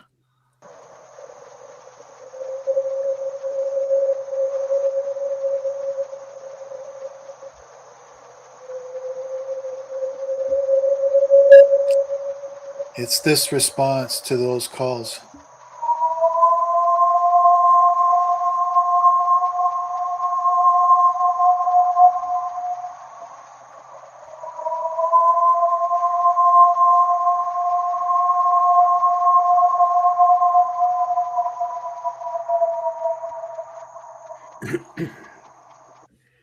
Did you catch the power on the response? Yeah, that was like that was incredible.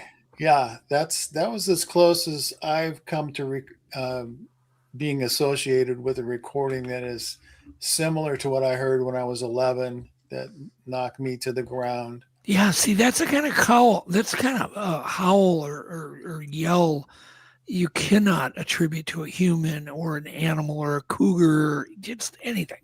No, it's so distinct. Yeah, isn't that nuts? That was awesome, man. Thanks for sharing. Yeah, you bet.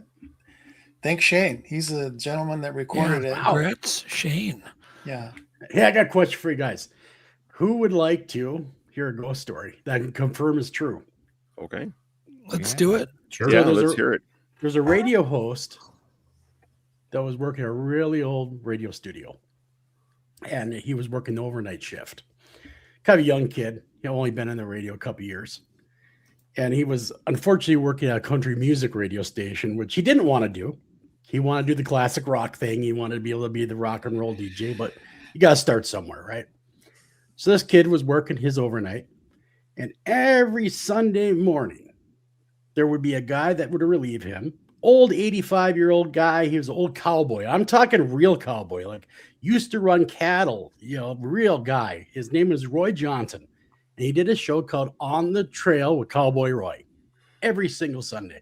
He'd play the old country music stuff like Johnny Cash, Waylon Jennings, the old stuff, and some old Hank Williams. Well, every Sunday, he would walk up to the second story. That's where the studios were. And he would talk to this radio host, and they would have, life discussions. He was old. The guy was young. Say, hey, kid, life goes by quicker than you realize. This things, that things. Loved baseball. Would talk about his baseball. Texas Rangers was his team. Of course, had to be the Texas Rangers. And, of course, he would always say, well, kid, I got to hit the trail. And he'd go into the studio. And he would do his thing. It happened for a couple of years that way. It got to the point where this kid had a really, really good relationship with him. Kind of like a father figure, because he wasn't from that state.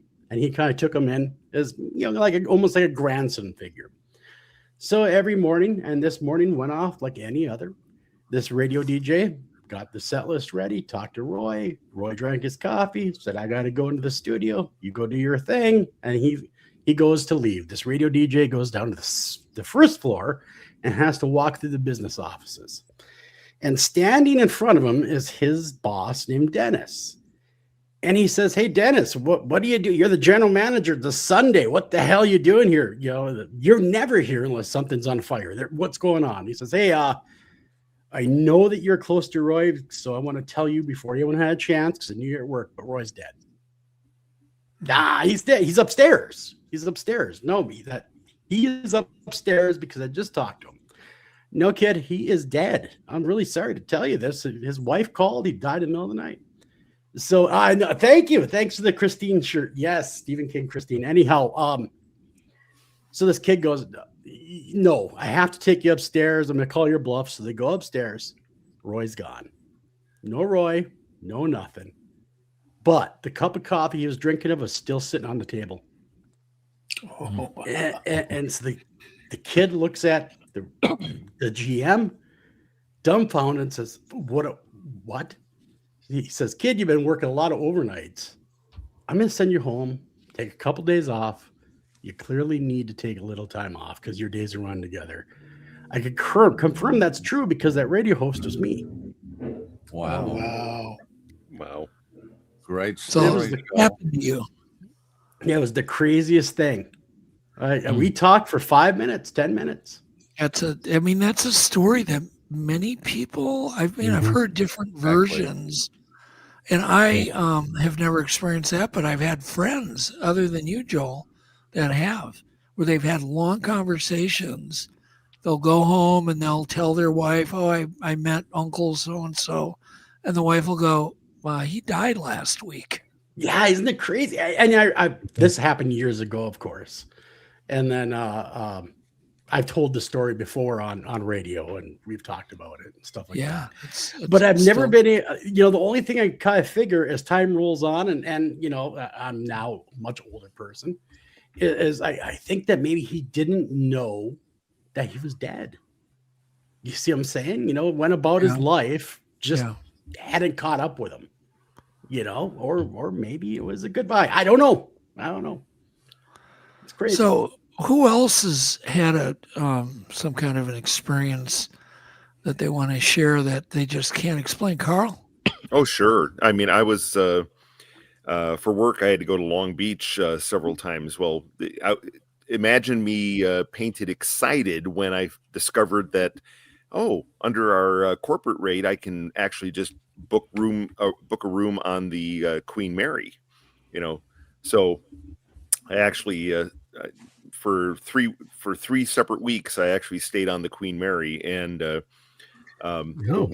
one morning, and I had actually brought my wife was actually came along that week, but that one morning I actually heard bagpipes, and they just slowly faded in. And initially I thought it was like water pipes that I was hearing, and then it became it was absolutely clear, got louder, bagpipes playing, and then it slowly faded out. But earlier that morning, one of my coworkers who decided, I'll stay there also, they actually had an experience where at 2 a.m, now their room was right next to mine. I did not hear children running up and down the hallways, which of course on a ship is, quarter mile long, so she had gotten up at 2 a.m. because she heard kids running up and down the hallway, laughing and playing. She went out in the hallway to yell at them because they woke her up. And of course there was nobody in the hallway at all. So she went back to bed, and she said her room got really cold, and she pulled up every blanket she had, tucked it up under there. And as she was laying there trying to fall asleep, she hears a voice whisper in her ear in a Cockney accent and says, "Are you asleep, dear?" That's well, needless to say, 7 a.m., we were carpooling into the office, and she was already checked out, and standing on the dock where she had tried to do her makeup on the dock, not well, and she had already checked into a Marriott across town. But it was just like, what are you doing? She was done. I'm out of here, man. She was done. Yeah. I'm out of here. So Dean, is that kind of like the kind of stories in the book? in that book you were describing? In UFO, in the Music from Elsewhere book. Yes. There's so many stories. If you can almost name, an aspect of the paranormal or the 40, and there's something covering it. I almost can't think of a phenomenon that's not covered in it, to be honest. So, okay, but music from other places is one of the themes. Yeah, that is the main theme. I'm just saying it can be from the dead, or it can be from fairies, or it can be from ghosts, or it can be from dreams, or it can be from ultra-terrestrials, or there's all these different chapters in there. Which how about does anybody here experience phantom smells? Like you smell like old perfume, or cigarette smoke, or something really strong in your home, and you're like, what? There's no way it like wafted in from outside. You like walk into a cloud of Chanel, from the 1960s. Yep. Does anybody had Carl? Oh yeah, absolutely. Absolutely. I actually have a story on that. Not mine, but someone I know who personal to me. His future wife at the time, they were not married, was living in California. And she had come down, and while they were dating, and they hung out. She left, and so she's in California, and he's talking to her on the phone, and all of a sudden he can smell her while he's talking to her, and it's like the phone goes off, and he's like, I can smell that she was there, like she was there physically with him, even though she was on the other side of the country. And again, I've heard a bunch of stories like that, but that's the one where he's like, dude, I don't even know what's happening, but I can smell her. I'm like, that's where you are, man. I think Joshua Cutchin wrote an entire book on, it's called The Brimstone Deceit, so it obviously focuses on the scent of brimstone or sulfur with apparitions, but it talks about other scents as well associated with the paranormal. I do think we get so locked in with observable phenomena, visually observable, that we forget things like audio, like the music we were talking about. We forget things like scents, but those things, perhaps because we're such a visually driven culture, but that's such an important part of people's experiences with the other as well, and it's often overlooked. Yeah. Well, I was going to add one more thing on the Queen Mary.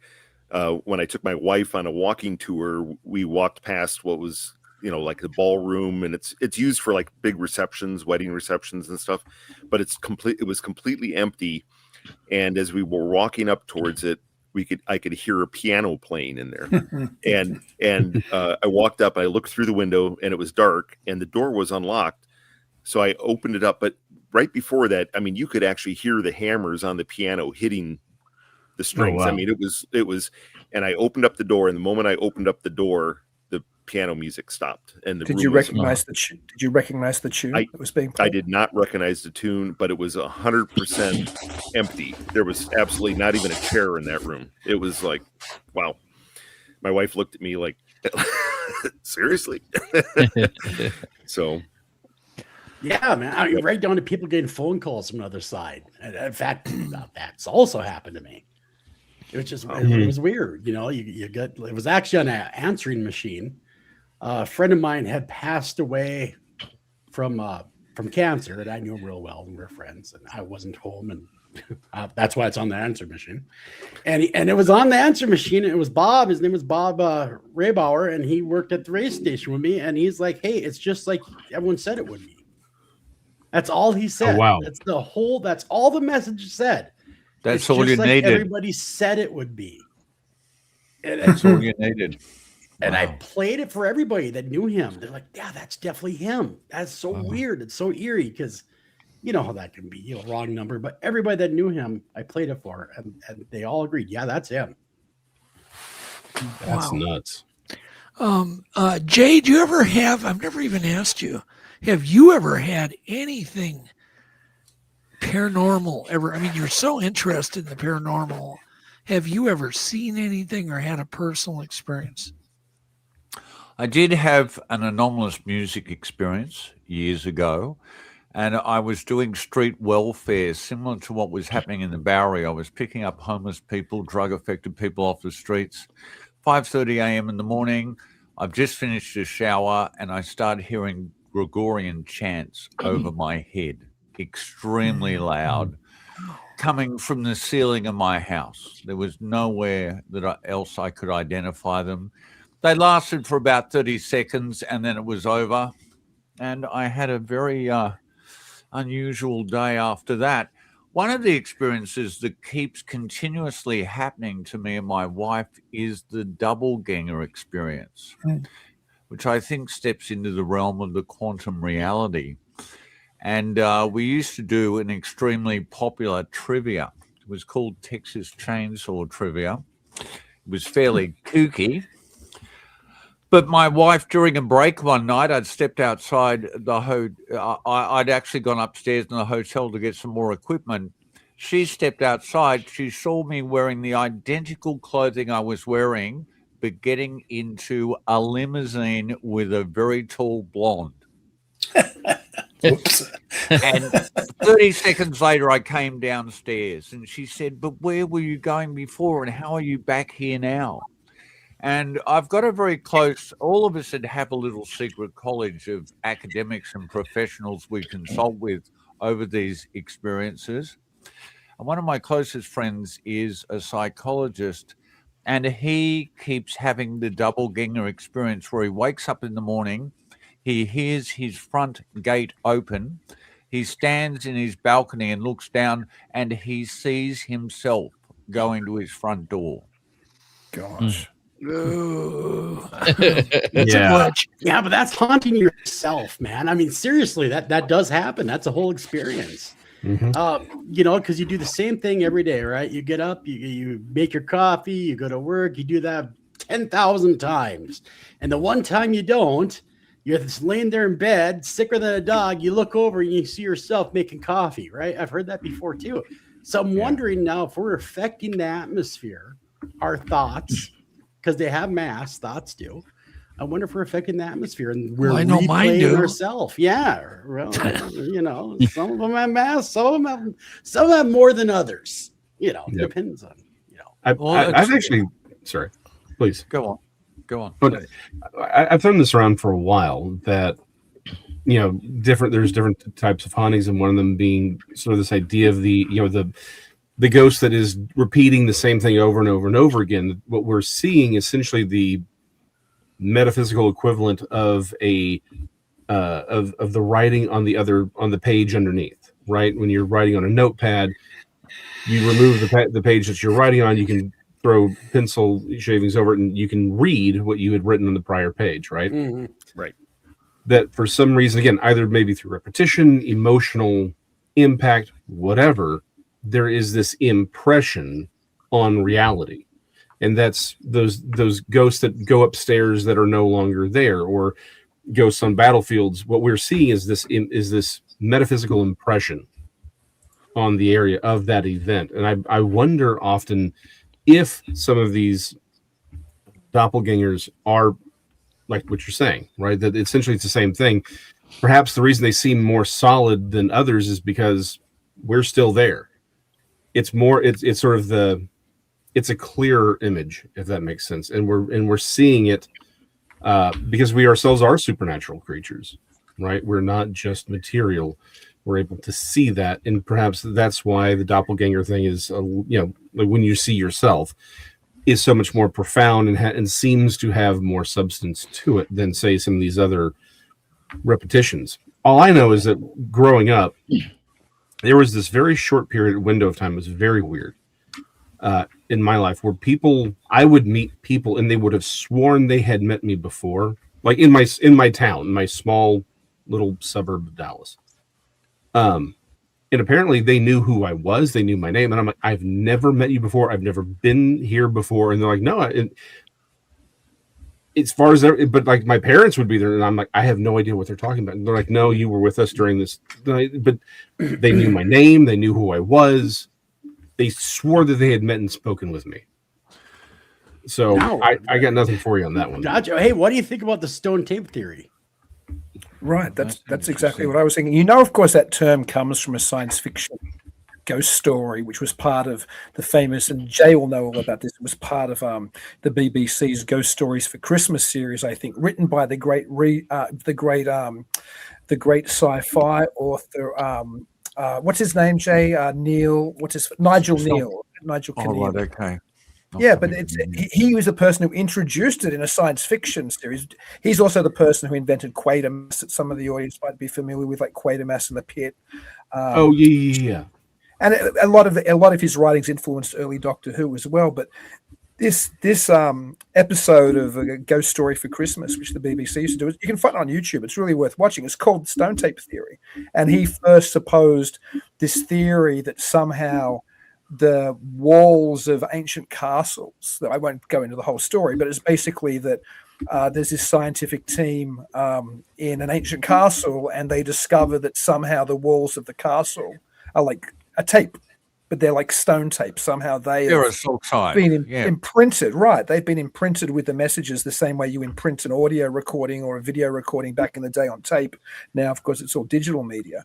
But that's where it's always interesting to me, because the very term stone tape theory comes from a science fiction horror ghost story, but it's become a part of the language of the ghost investigator world. But it's certainly become a very popular theory. But it's interesting to me that good old Nigel Kneale introduced that back in the day.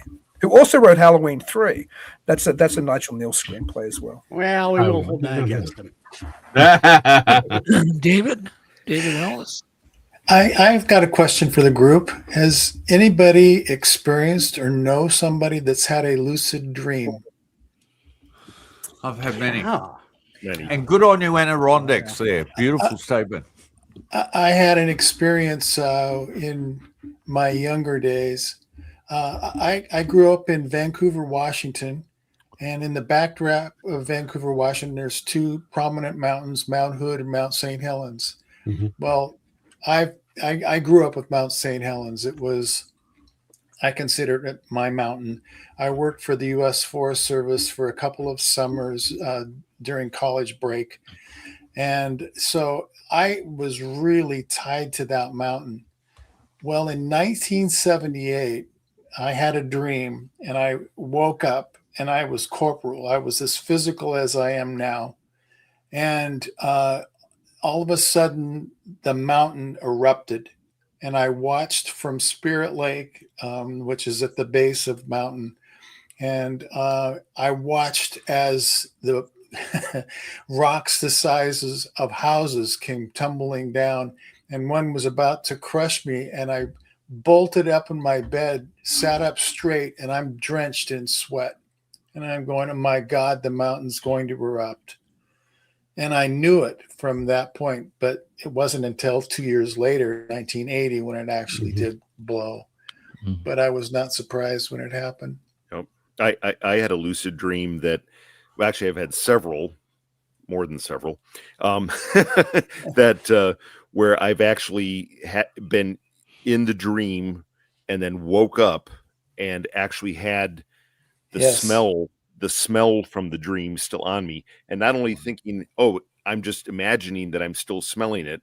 I actually verified it with, my grandmother, my mother, whatever. I went like, what do you smell? Just very, no prompts, and they described exactly what I was smelling as well. And that came directly out of the dream. So what was the smell? What was it? One was a musty cave, flowers, cut grass. Weird. Yeah. Mm-hmm. Yep. Very weird. So you guys, I've had a lot of stuff happen, but one of the things that scared me the most, I had a dream one night, and for some reason I was in my uncle's bathroom, which I never visited much, and I had a pink razor in the mirror about to shave, and this goofy look on my face, like, scared. And when I woke up, I'm like, what circumstances would put me in his bathroom shaving with a pink razor? A couple weeks later, they go on vacation with my parents. I'm working at a job. I'm 19. They're like, can you come over and stay and just, go to work and come back and just be with the younger kids. I'm like, sure. So we had to be clean shaven, and I asked my cousin, I'm like, hey, Stephanie, do you have anything I can shave with? I forgot my razor and I'm not picking up on it yet. And we're talking and she opens up a new razor and I lather up and I look in the mirror and I'm like, that same look, the realization. And I turned to her right quick and I said, Rachel and Mike are about to come out of the back bedroom arguing. He's going to say this. She's going to say this. They're going to argue. I told her the whole argument. They're going to go into the kitchen and knock something big off the kitchen table. I don't know what happens after that. And everything happens exactly like I told her. And she's still scared of me now. That was a long time ago. I don't know. I've had the 2 second, 1 second, half a second deja vu, but that was terrifying. Why can't it be like lotto numbers though? Right? I know, right? Tell me about it. It's awesome and all, but why not something useful? Right. Exactly. Can't get them. That's a very good question. Has there been anyone that's won the lotto based on deja vu? No, that's Not that I've heard. I bet you Google knows. Hold on 1 minute. I'll Google it. You guys talk amongst yourselves. That's a real I was going to add one thing. So I did pick some numbers once for the lotto, and I actually, and that night I actually watched the drawing, which I never really do, except, but I started picking them and I picked 3 numbers and I was like, and they were all, all over the map. Right. And I'm standing there and then all of a sudden I realized someone was looking at me like, what's this guy doing over here? And so I just was like, oh, screw it. I'll just randomly pick the next 3 numbers. Well, when I watched the drawing, the first 3 numbers that came up were exactly the numbers that I picked in order 1, 2, 3. And I was like, oh my God, why didn't I just continue doing that? But, yeah. Oh, well. All right. I'm back. Okay. All right. Bill Morgan, he evidently won the jackpot via deja vu. The incredible story of the man who won the lottery after coming back to life, learning of his fortune through an out-of-body experience, no less. And he won the $250,000 jackpot. Wow. Okay. All right. Pretty well. Well, I gotta get this cut in here real quick. We got a big storm coming here. I got ice coming in, and I gotta move snow and everything tonight. But so I gotta cut out. Chris, here's the question: this year on Untold, what's your favorite? What's your favorite episode, or my favorite episode? What do you mean? Yeah, your favorite episode or something that's stuck with you that's just had you going back to it to think about. Oh, the hum, of course. It's always the hum, right? The hum. We're working on it, Chris. That's foreshadowing, Chris. That's foreshadowing. Come on. That's a huge discovery. It's a discovery. It really is. It's out there and it's real, and other people than ourselves have recorded it, and David's on it and Doug's on it, and it's just a lot of people know about it, and I'm hearing more and more about it as the weeks go on from people that have on the show. They talk about they heard this humming noise, and then you hit them with it. Is it a hummingbird noise? And they're like, of course, that's what exactly what it sounds like. And look at Doug with Ron Moorhead a couple weeks ago. He asked Ron about the Sierra sounds. He had the hum right over his head. Yeah. During the day. I did not know that. Did you know that, David? No, that was out of the blue. I think you jogged his memory. Gosh. Yeah, I went after him for a good a couple weeks here, Doug, right? I heard him talk about it, and then we were emailing back and forth, and I kind of got lost in work. But I just want to say thanks to Doug for everything that he's done for me and introducing to me all you folks, and it's been a really wonderful time with Discover Sasquatch, now Real American Monsters. There's a lot of great stuff that everybody is doing on this channel now. That's doing documentaries. Like Dr. Dean's got something coming out. We're working on something. Roger's working.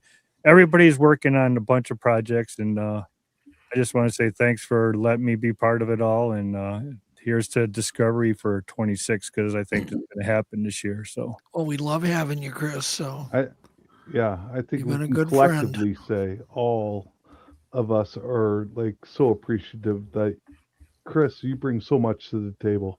Keep doing what you're doing. It's so awesome. And you're Like, such a seriously. gentleman, Chris, as well. Yeah, I really appreciate bro, getting to know you're you. doing it, right? Well, I appreciate all you guys. You guys are all great. Love you all. And I love everybody that comes every week to the shows. And again, we'll be talking, Dave. Me and you will be talking pretty soon. Yep. And, Yeah, stay safe. We're Yeah. under I guess they call it a bomb cyclone. yeah, wow. yeah, and we're getting ice right now. You can hear it pelting off our Yep. kayaks out back, and so I got to get going. Well, be safe out there, Chris. All right. Yeah. Chris, thank you for everything. Happy New Year. Thank you, Nice Chris. to meet We you, man. appreciate you. All right, thank you. care. Prayers Happy New Year, again. Chris. Prayers always, my friend down south. All All right. right. Thank See you you. guys later. Really appreciate it. All the best to your family.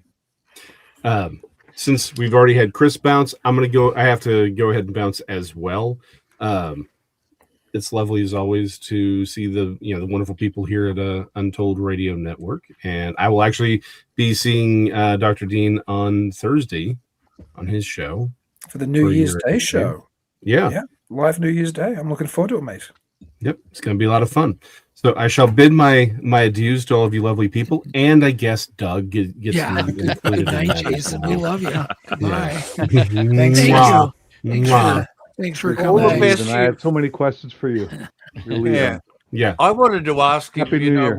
were you hanging around the Carousel Club there in Dallas? Is that why so many people knew you? I can't really talk about that. There's certain things I just can't discuss. You know how that goes. So, again, lovely seeing everyone again, and I'll catch everyone else on Thursday. Y'all Happy behave. New Year to you Take and care. yours. Good night, Jason. Good to Happy see New you. Year. Bye. Good night. I have a question. See, now for there's y'all. room for you, Jeff. Yeah, I'm back. I never left, but Jeff. I'm back on Welcome, Jeff. screen. Hey, how you doing? Hey, Jeff, thank How you. you doing? Of course. Guests come first. Glad to have you on, Jay. Thank you. Have any of y'all ever had reoccurring nightmares? Yes, Same every Yes. thing time on the over and radio. over and over. Hell yeah. Absolutely. No, you can't lead with that, Roger. Without But telling us Roger, what the I only had nightmare them is. I only had them when I was young, like really young, like Yes. 4 or 5, and I don't have them anymore. Well, What is the reoccurring nightmare, Roger?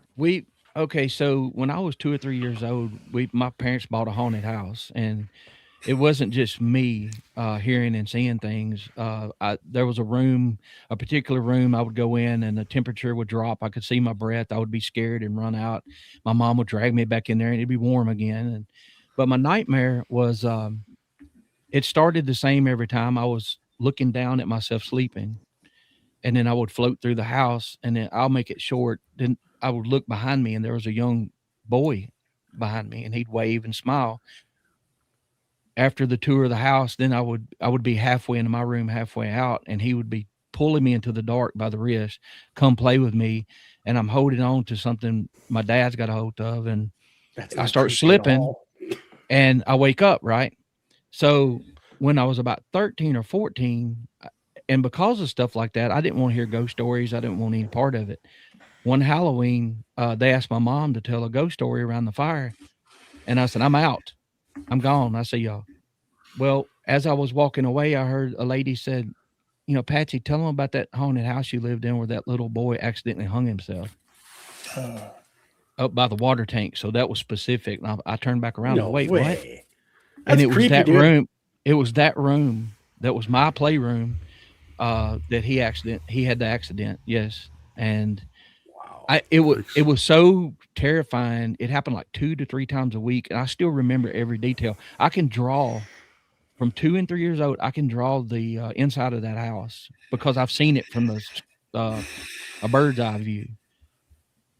I shouldn't know things at 2 and 3 years old that I knew. So Have you ever contacted maybe you can't, but I mean, I've always want to ask people this that lived in a haunted house. Do you ever get hold of the family that lives there now just to go, hey, anything weird ever happen? I drive by there all the time. Yeah. And I've been wanting to knock on the door, but I will not step foot in that house. I mean, I do know the name. It's kind of creepy, My, hey, come play with me. Right. You I know.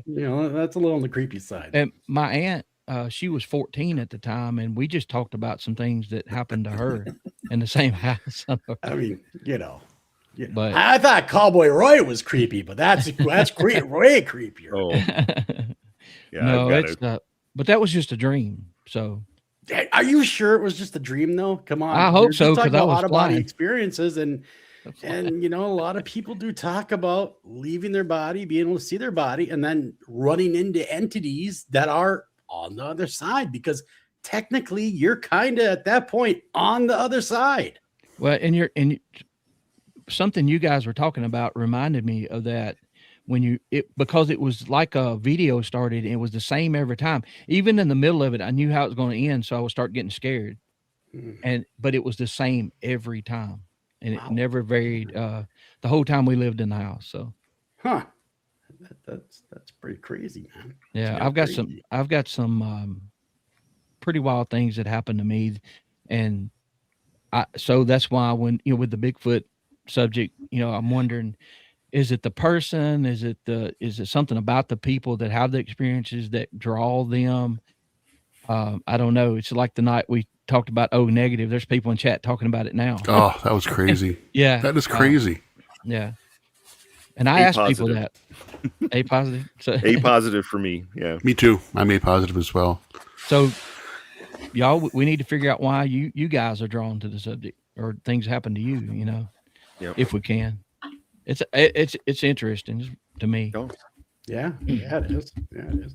Very interesting, man. That's crazy stuff. Have any of you ever been touched by a ghost or entity? Yes, several times. I was in Gatlinburg, room 110, I believe it was, Reagan Inn Resorts. I was awake. I was working at night. I was working 12 hours a night. So at 3 a.m, I'm not awake. My daughter's sleeping, and I'm like, okay, which way are we going to go back? Do we want to go back to interstate, or do I want to take back roads? And I'm completely awake. I've had the cover over me, and I'm laying on my back, and it felt like these two fingers, somebody's fingers, grabbed my big toe on my left foot, squeezed and snatched my leg off the bed. I'm like, it didn't move me. It stopped when it hit resistance, but the covers didn't move. I jumped up ready to fight. I thought somebody slipped in the room on us, flipped the light on, nobody's there. And we left pretty quickly after that. So that's the only time that I think that I remember ever being touched by something that wasn't there or I couldn't see. Yeah. Wow. No. So I had a similar story that happened to me and my dad for just a real brief time. I was living with my dad when I was probably, 16. And we came home from work. I told my dad I'd make supper, went in the kitchen, and I'm making some kind of, I'm emptying probably corned beef hash out of a can into a pan, heating it up, and I hear laughter, like otherworldly laughter kind of around me, like little voices. And I immediately quit cooking and ran towards my dad's bedroom where he was going to take a nap. And he was running into the kitchen, and we literally collided in the hallway. And he was like, "Holy crap, there's voices in the room." And I'm like, "Well, that's why I was running to you." And that night, that very night, I felt something grab my foot in my bed. I heard laughter in the bedroom surrounding me, like little voices. And then something grabbed my foot. And then I reached down, and I swear to God, I grabbed a small arm and a hand that struggled to get away from me. And of course, I let go really quick. And then I demanded whatever they were to get the hell out of my room. I mean, I yelled it. And we never had any problems after that. That was the last time that ever happened. Dang, I think the creepiest, just to kind of talk with you there, Doug, the creepiest thing that ever happened to me with like phantom voices, when I was in college going to school for broadcasting, I used to work at a place called the Fergus Falls Sanatorium. Remember that place? I don't know, you might not remember that, Doug, but it's tore down now in Fergus Falls. Yeah, I do, because yes, a friend of mine used to be a psychiatrist. I do my summers there, when I was off from school, and basically, janitor, this, that, and the creepiest damn place you're ever going to be in. But there was a wing there that they didn't even use anymore. Like, nobody went into this wing. So finally, I'm like, went up to one of the guys that worked there. I said, dude, what's up? No one ever goes in there. That's the old TB wing, man. Nobody wants to go in there. So I decided, me and a couple buddies are like, come on, we got to go in there. So we went in there. Creepiest experience of my life. They were screaming. I swear to God, man, I think I peed a little. I couldn't get out of there fast enough. But it was, when you hear that kind of voice, talking what you're talking about, Doug, it almost goes through you. It's weird. It like resonates through you. Yeah, what I heard that day, it sounded like you had headphones on and you were getting right. It's like it's voices very directional. Right. It's the weirdest thing. Yeah. Crazy. I have a wild story from a person locally. He's never been able to hear. He can't talk.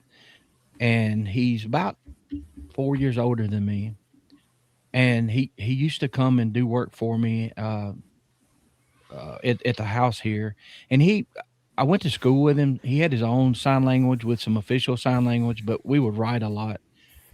And he was telling me a story. He was writing down, he was cleaning up a home that was going to be sold.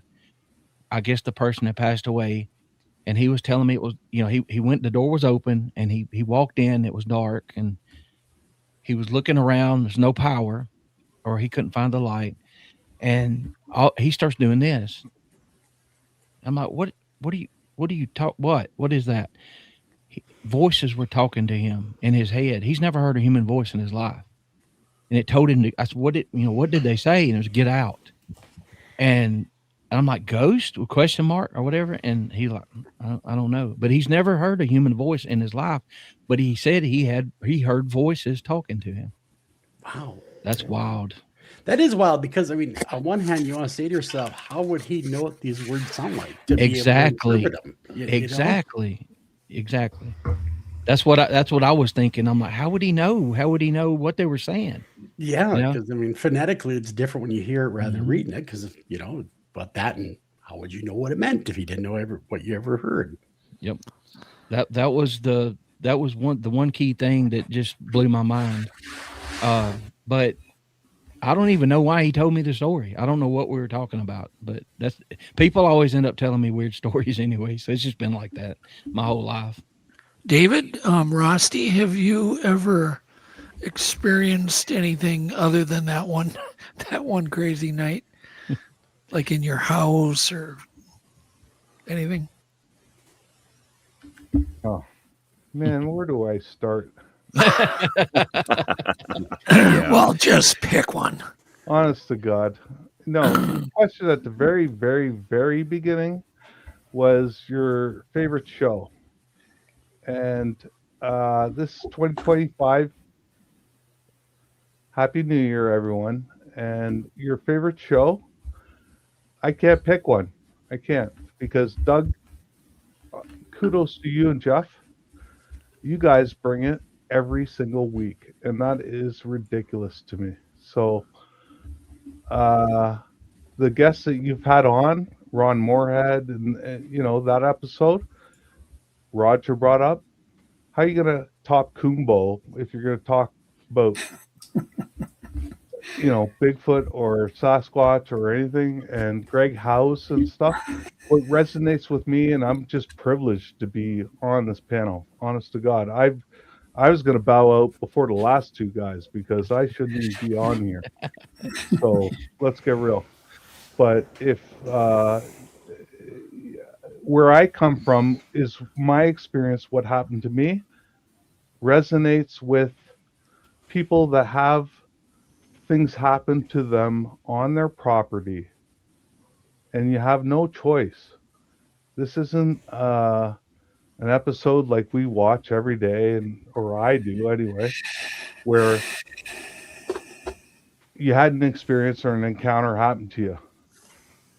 It happens every day on your property, or not every day, but it's there every day.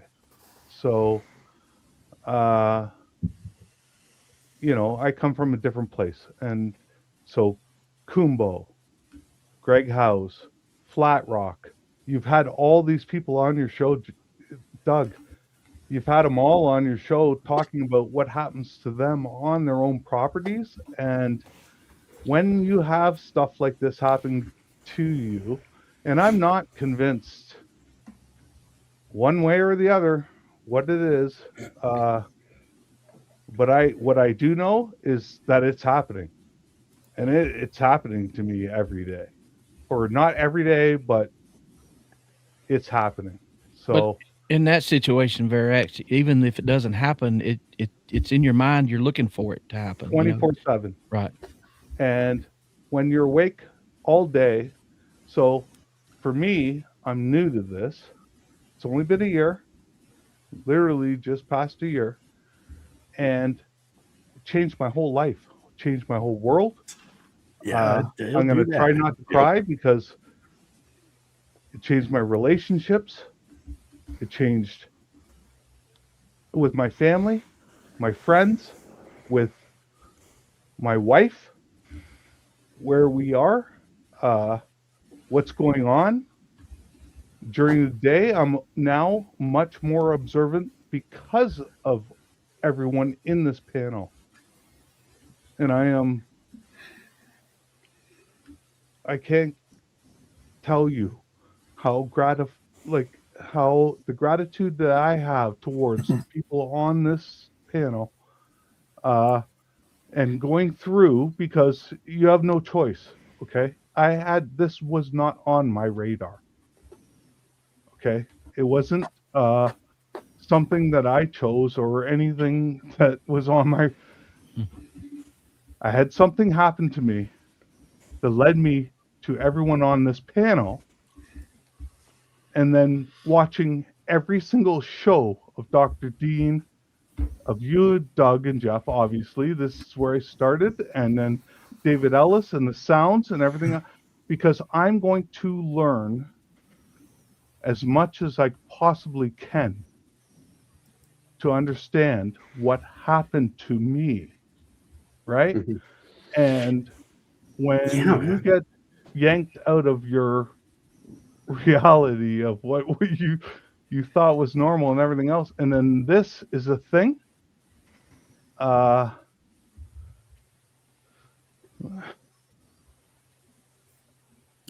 I am grateful because it's changed my life. It's changed everything. It's changed. All of you have changed everything for me and helped me in ways that you will never know. You'll never understand. And I didn't know. So, to come up with sorry, I'm going to get really emotional, but Doug, just to get back to the question of what the favorite show was, there's no favorite show. You've had experts. You've gone beyond where science goes. You've gone beyond, and you've reached out. You've gotten guests on here that are experts in their field. And I'm a data scientist. I own multiple companies. Okay, this I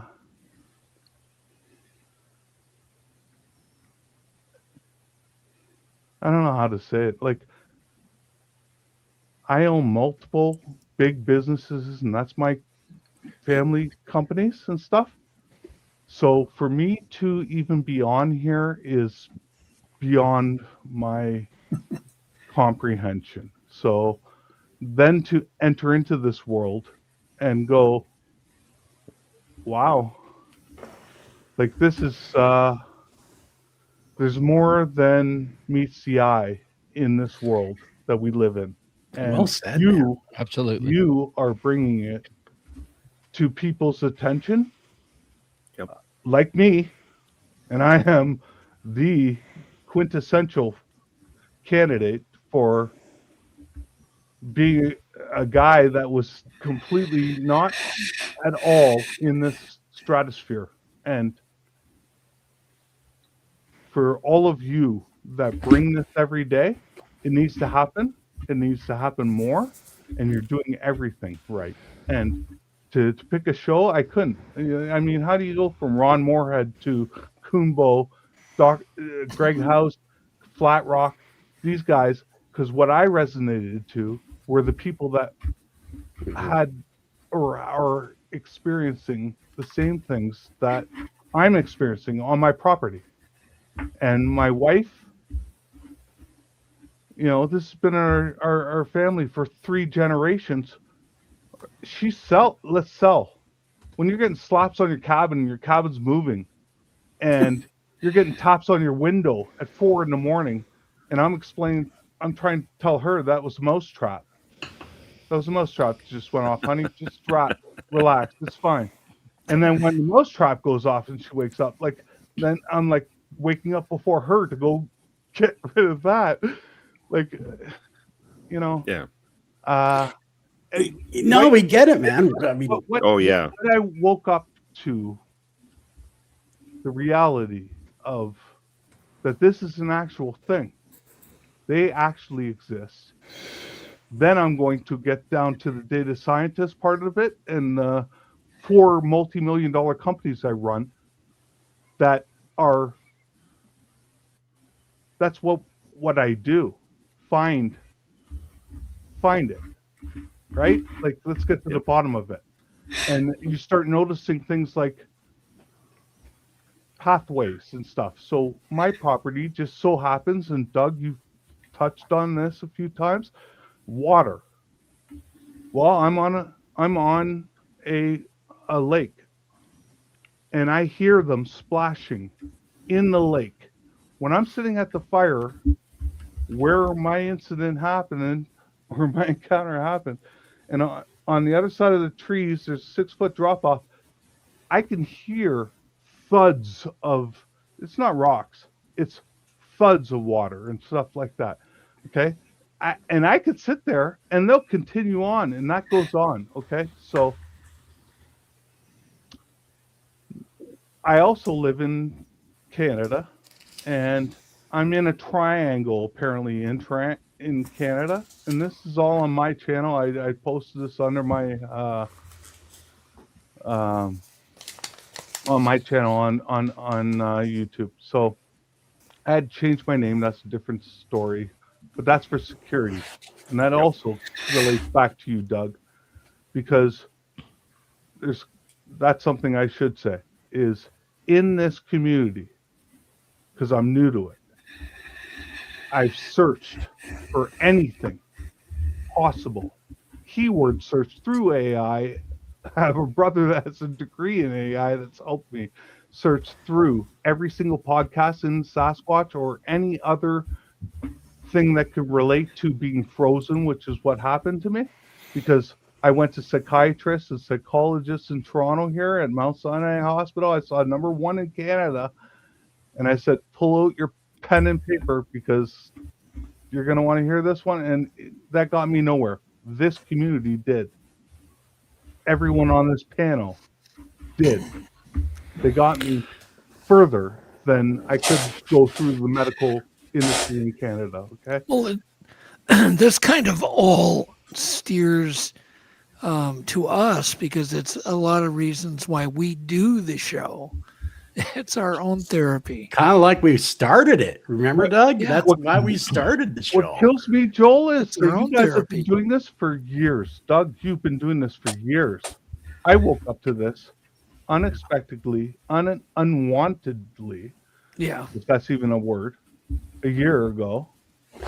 And you guys have been doing this for years. And so now I'm going back through, 10 years of podcasts looking for keywords that relate to what happened to me, because I want to understand. I want to understand what happened to me, right? And the answers that I'm getting answers from you guys' podcasts from 5 years ago, 10 years ago, and now going into MonsterQuest, like all this stuff. MonsterQuest is starting again next week. That's a big I hope you're getting royalties for that, Doug. That's a big question. Honest to God, I hate to I've been getting but the number one question in the chat is just tell everybody the same thing. Watch the show, and you will know everything you need to know. Well, Virax, you brought it up, so I absolutely do have a favorite show. I could never pick a favorite guest because we've had so many outstanding guests. But I've been doing this for just a little over a year now, about a year and a quarter maybe. And without a doubt, my favorite show of my entire run of this was the one when Virax was there as I think it was an open mic night. And when you came and told your story, I mean, I could just see the catharsis. I could just see this weight coming off your shoulders. It was remarkable to see, and you've talked about it, so I know that's how you were feeling. But to be part of that, to see that is by far the most memorable moment of the show for me so far. You have no idea how much that means to me, Jeff. Oh, it was massive. God, you reached out after and you said the same thing. And listen, it's the truth. I'm fine right now. I got glasses on, but Jeff. Well, that wasn't my intention. No, honest to God, that means. So when I went on your show, that was an open mic night. Yeah, it was an unplanned thing, and Doug, you just invited anyone on. I just got home from the cottage, from our cabin, the night before. So I got home that day, and I said, you know what? Because I'd been up for 10 nights with slapping on the cabin, tapping on the windows, things hitting the roof of the cabin, okay? And just nonsense that I didn't understand what was going on. And I'm waking up, my wife is dead asleep, and I'm just like, what circus are we living in? I've been going to this cabin for 20 years, and this is just all hitting at the same time. And then you guys, I literally just lucked upon your show, and you said, I'm having an open mic night. And so I said, these are the guys that might, because I'd already seen 2 psychiatrists, 2 psychologists, 2 psychotherapists. Okay? And then I went on that show, but here's the thing. I went on that show that night because everything in me said, go on that show. Go. And I went and addressed my wife, and she said, you know what? You might feel better by talking to some people that actually can relate to what you're talking about. And it just so happened on that show, we had Carl Soup, Dr. Robinson, the panel of that show was almost like it was divinely orchestrated, okay? And here's the thing, Doug didn't have any say in who was coming on that show that night.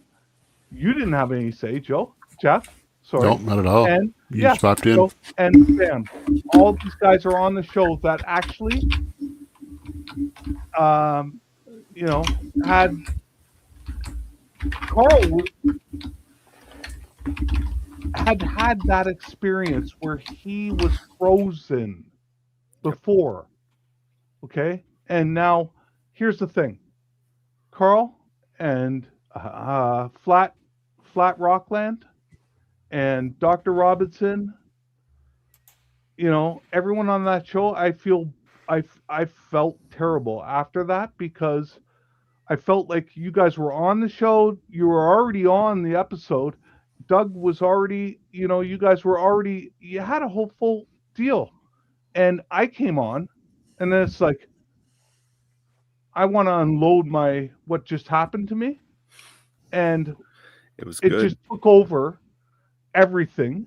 And then 3 hours later, Doug's like, holy crap, we need to have a 24-hour episode with you. And I'm like, yeah, no, you could have had, like, the whole episode was you guys, and I felt like I did take away from you. And here's the thing, I felt, and I have felt terrible since then. So I'm glad that we had this episode tonight, Doug, and you invited me on, Jeff. Yeah. Very. I get to apologize to them, and that's yes, absolutely, Roger. But hang on. Okay. I just want to my Canadian apologies are like your goodbyes. Okay, Southern goodbyes. No, you have nothing to apologize for, man. It's all good. I wanted to publicly apologize for taking over that episode or that show. Okay. Oh, it's not a problem at all. Every We're happy to have person you. on that episode could have had their own show. Doug knows it. And that's why he said that we'll have a separate episode. But all of you felt divinely because you all brought something different to the table, right? And Carl, nothing resonated more with me than someone that this has happened to. So Ron Moorhead, when you had him on the other week, I couldn't ask him direct questions of what he felt in that moment. He kind of described it. But there's now I've gone through YouTube in this community since in the last year, I've spent no time not analyzing every single keyword in every single encounter on YouTube when it comes to, because what led me to Sasquatch was Carl, Ron, Sailor Sasquatch, Sarah, it doesn't matter where you go. These people have been frozen. I know that you're on the hum. I'm on the frozen because that's what happened to me. And that's the most unique thing that I can describe is that how does something else have the power over you to be able to freeze you where you can't move? Roger, have you ever heard of that before? It happened to me. It happened to Roger. Yes, it did. Oh, yeah, before I saw the Bigfoot, probably 2 years before, I was really excited about going hunting in the snow. We don't get a chance to do that much, and it was perfect. It snowed Friday night, Saturday morning out of school. It's quiet, y'all. When it snows, how quiet it gets. And I was just enjoying the walk in.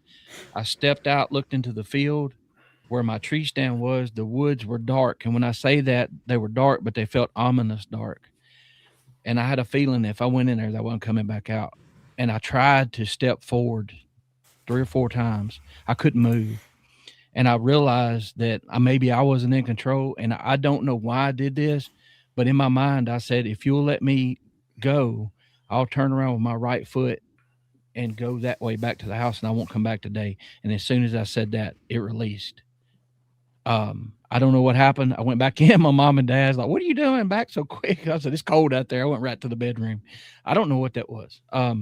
But it was only 35 to 40 yards from where I would end up seeing the Bigfoot. So is that part of it? I don't know. But well, it's a pretty strong correlation. Yes. Yeah. And Verax, I want to say something. Don't apologize. We thank you for telling your story, because right now there might be 10 more Veraxes in this chat that's not saying anything. Absolutely. And you may give them the courage to step forward. So thank you, Roger. Yep. And you're absolutely right. So I do have a question. Dean, you live in the woods, and I know you don't, probably on purpose, do research where you are, but have you ever heard anything? I mean, you just happen to live in the woods in Wisconsin, I believe, and you have a cozy cabin in the woods. Have you ever had any house bangs, heard anything weird, any screams? Yeah, the weirdest encounter, when you live in the woods, you do hear strange things, and you always try to, explain it away. But the one I don't think I can explain away is late this summer. My girlfriend was visiting, as she does, and she was out on my porch enjoying the night. And it was probably fairly late at night. It was probably well after 10. And I wandered out to join her. And when I went out there, there was a very, very strange, very loud growling in our front woods. We have more woods behind us. It was either in our front woods or across the back road we live on and the woods on the other side. And we were just like, what on earth is that noise? And it didn't, I mean, I'm not somebody who's lived here my whole life. I've only been here for about 10 years, but my girlfriend's actually an avid hunter. Her grandparents had an extensive, beautiful rural property I've been to where the whole family hunted on, and she's encountered, every kind of animal you could imagine in central northern Wisconsin, seen them or, heard them. And she couldn't identify. We were like, what is this? It was deep, it was weird, and it was just growling. And I guess I'd probably had a drink or two, so I was, full of bravado. And I just stepped down off my porch, kind of in the direction, wanting to hear it even clearer. And it just went silent, like totally silent. And we were looking at each other, mouthing, what on earth is that? What was that? And I just jokingly, because of shows like MonsterQuest and Finding Bigfoot, not that I'm a squatcher by any means, but I've heard people whooping often enough. And I do whoop occasionally, often just for the, it sounds horrible, but for almost the comic value if I'm at a campfire or the kids are around, or, hey, let's haul up some, club some Bigfoots or something. And so I did a whoop, but I can do a fairly decent whoop, at least by the TV standards. And, there was no whoop back, but there was a very distinct knock, like a incredibly distinct tree knock or knock. And she just looked at me and was like just flabbergasted, as was I. And it wasn't like the knock didn't come like 5 minutes later. I whooped, the whoop dropped, and then the knock just happened immediately. And it was like something you would hear on a Bigfoot show. It was very strange. And to this day, we talk about it all the time. My girlfriend's like, I don't know what that was. That's like no bear I've ever heard. It doesn't sound like it sounded bigger than any wolf. It just it was something big. Well, like a jackass, I remember, I think I asked you, Dean, you should probably do some wood knocks. But then I'm thinking that's kind of a bad move, maybe, because you have to live there. Yep. Yeah, I don't. Come on, live a little, man. I don't want something. I've listened to too many David Paulides episodes. I'm too paranoid. Encouraging something that will come and snatch my daughter or I away, because we like to walk in our woods. But let's talk about what can growl. Okay, so bears. I've never been growled at by a bear, so I don't think it was a bear. Wolves generally don't do any of that unless they're trying to intimidate each other. And it's not a very loud growl. And wolves growl, it's actually quite soft. You have to be right there to really appreciate a wolf growl. How loud was this growl? It was loud, and it was deep. It was resonant. It wasn't just like a little. It was like a deep, loud growl. It was disturbing. It was very strange. That would be. And if I hadn't had a couple of drinks, I heard it. I heard that type of a growl one time when I was in the Gifford Pinchot National Forest. I had walked down a hill to go to the bathroom. There were quite a few people up the hill, and I walked quite away from camp to relieve myself. And I heard this right next to me. And I was Doug didn't need to relieve himself after that was the end of that, right then and there. And then here's where it gets weird. The next day, our driver, his name was Butch, he wasn't part of the show. His job was just to drive the RV. He quit the next day because he claimed we were all gone out filming.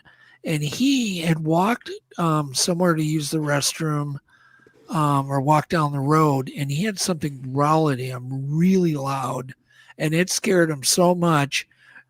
He got in he took our rental vehicle, got in the rental vehicle, took off, went to the airport and flew home. I'm done. I'm just like, I'm out of here. And we had to fly in another guy to replace him. So it really affected him. I didn't blame him because I had heard that same growl the night before. But you didn't jump. I didn't quit, no. But I had never heard that before. It was Dean, unlike anything I've ever experienced. It's a very good question. So I've heard that growl.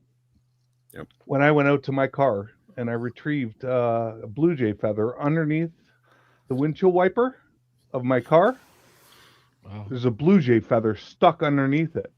Huh. So I got it, and I heard a growl. And it was like a low guttural growl, which shook me for a second, and I'm like, for me, I was like, I didn't just hear that. Dean, you heard the same thing. Yep. Did I've you? heard it. Can you imitate it, and Carl, Dean? did you heard the same thing? Oh. So, yep. At the time when I heard that, though, I didn't get struck with fear. I didn't get struck with anything else other than I heard the sound, and it was like it was letting me know it was there, but I didn't put two and two together at the time. Yep. I was so amused with how the hell did this blue jay feather get under my... No blue jay drops a feather underneath your windshield wiper. It just doesn't happen. And I'm looking at my neighbor down the way going, who's messing with me? But then I heard a growl at the same time that I'm looking at this, and you heard the growl, Dean. You've heard the growl, Carl. Yep. Did you feel fear? No. Well, no, I thought. Or was it something that was like it was letting you know it was there? Yeah, it was definitely a I'm here. Don't think about it. Don't think about doing what you're thinking about doing. But, I mean, yeah. And for me, I was on my own property in my driveway, right? Because that's, and I'm like, there's nothing to fear or anything else. It was like trying to let me know that I was encroaching on its territory or anything like that. It was just letting me know it's there. But that growl is maybe its way or their way of letting you know that they're there. Yeah. Yep. And for the people that in chat that's never experienced it, the awesome audio we heard earlier, and we heard the power behind the screams. When we talk about huff growls, low growls, stuff like that, where you're talking about the same power, it rules out so many animals when it happens that it only leaves a few things. Yeah, it's like a subwoofer strapped to you. Yeah, there's absolutely no doubt. Yes. And in a lot of these, and actually in most, and that's where David Ellis comes into like there's no doubt that this is not another animal. I've spent tons of time in the bush. Bear, moose. That's our deal up here in Canada. That's how we filled our freezer every year. You know, bobcats. It's not anything like any other animal. No. There's no doubt when David Ellis comes out with all of these things that he's analyzing, there's no doubt that it's not another animal. Okay, bobcats, and I get it. And trust me, I've spent hours listening. Now this has sent me down a rabbit hole where I've had to listen to hours of other animals on the planet, and they can make coyotes and bobcats and panthers and everything else can make some pretty crazy sounds. But you know what's in your woods. And trust me, I know north of the 49th parallel, what's in our woods and what sounds they make. Moose, cats, dogs, you name it. I know them. I grew up with it. Dean, I've got a question. How long was the growl that you heard? Was it just a continuous, like it lasted over 4 or 5 seconds? That was the weird thing. It kept going for a long time. That's why we were looking at each other. And that's why I eventually stepped down off my porch, just because I was really curious. And I might not have been as brave if I was in the middle of the woods, but because I'm still kind of, within the porch light kind of area where I am, and it seemed like it was a little way down, I just thought, I wonder if I can get closer or what'll happen. But as soon as I stepped off, and it was either watching or it heard, and it had been going. I know my girlfriend's in the chat. If she's not, she's welcome to comment as well. But we were standing there just looking at each other for a good 30 seconds to a minute, just going, what on earth is that? Like, it was just like very strange. But as soon as I stepped off, as soon as I stepped off my porch, it just stopped. It quit. Yeah. So like when I was relieving myself. That I have for all of you before I duck out, Doug, sorry. On my property, it's a pathway to the water. That's what they're using it for. I am in between the swamp for the marsh and the water. Do I put up cameras and lights? I was going to send Jeff a bunch of things. Here's interesting thing. Sorry, before I say that. My neighbor to the left, multimillionaire, $7.5 million place next door to me, just hired, before we were leaving in October to shut down the place. I look out and I hear this noise, and they're mowing down the forest and everything to the marsh. She hired a guy to bring in which I didn't even know existed, a small, what would have been a front end loader, has a grinder on it to chip up everything. And it just went like this, literally right by all the forest, and chipped up everything and mowed it down. We're not talking for like 20 meters, 20 or 10 yards. Mowed it all down. She put up a post of like a fire, like a hydro post with a light on it and a huge light that shines down. Mowed everything down. Okay. Do I put up cameras, motion lights, and everything else to deter them from coming on or anywhere from the property? Or should I put out gifts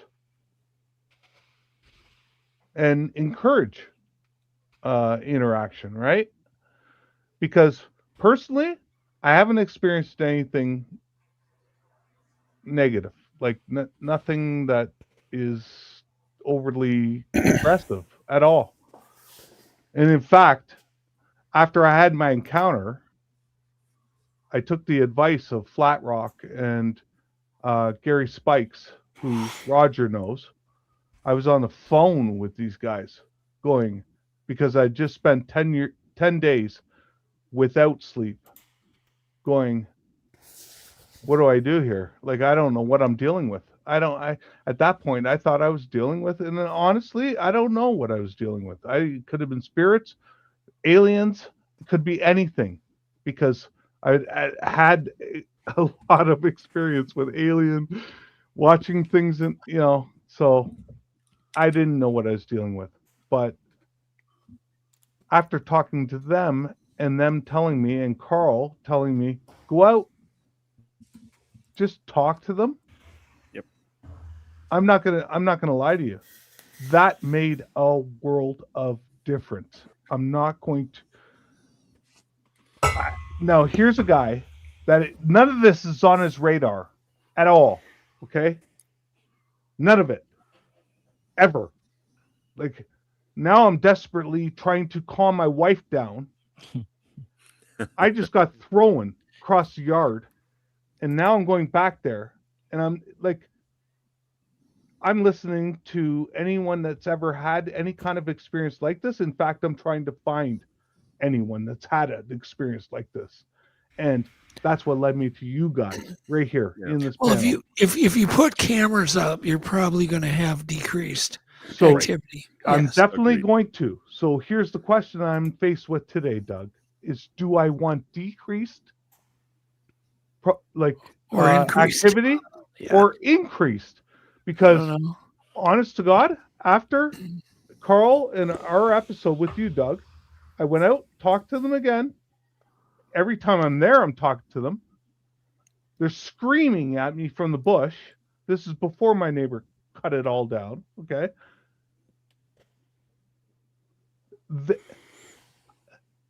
Then feathers, rocks, crystals, glyphs start showing up on stumps, not somewhere they're going to fall out of the tree.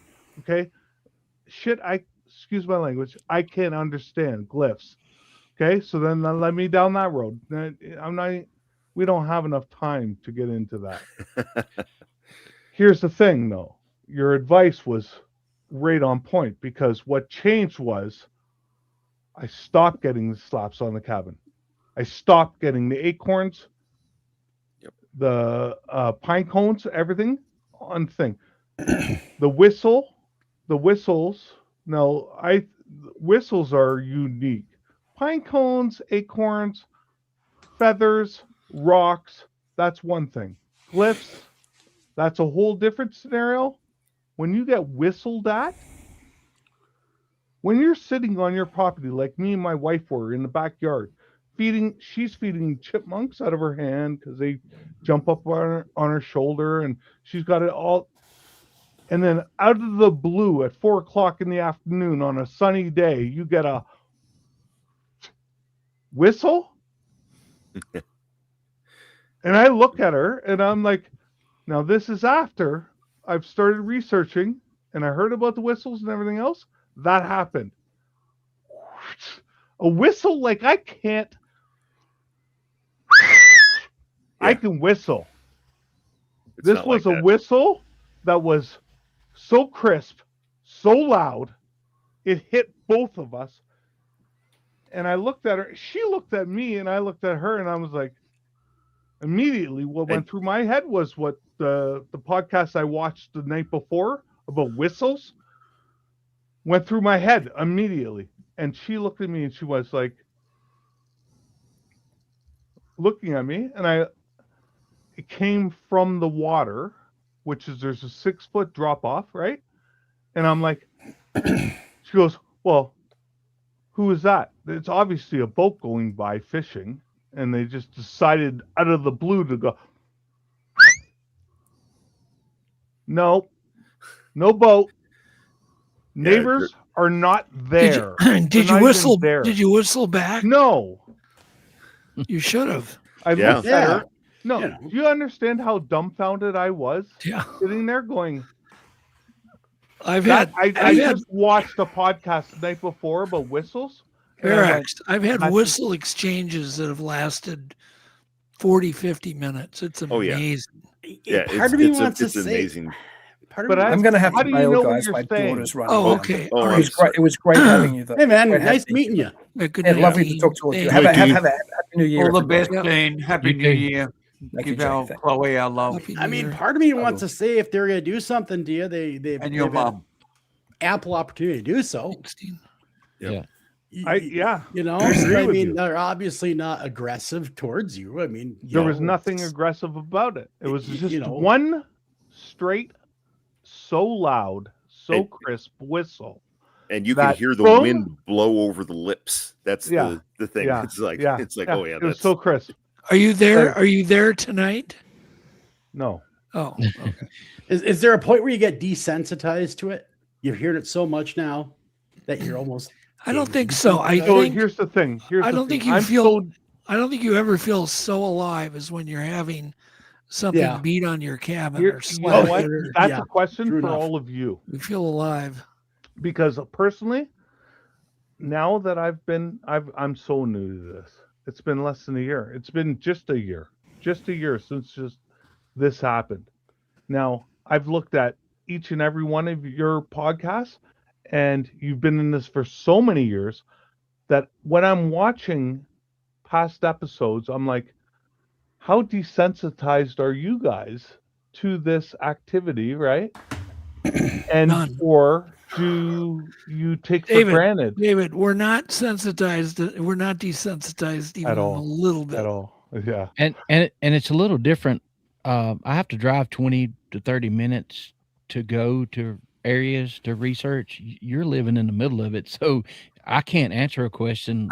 Now, I know Greg and Flat Rock and all those guys deal with that, but you're in a unique situation because it's where you live. So this is the thing because honest to God, I mean, you guys know, I've already told you, none of this was on my radar. This whole world of what's going on that we can't see and everything else has now been exposed to me because of you, or because of what happened to me, which led me to you, which is, it's all happening because here's the thing. In my world, okay, what I'm trained to do, which is interrogate individuals. You guys have 3-letter agencies down in the U.S. Up here, we have 4-letter agencies. I do a lot of work for the 4-letter agencies up here. And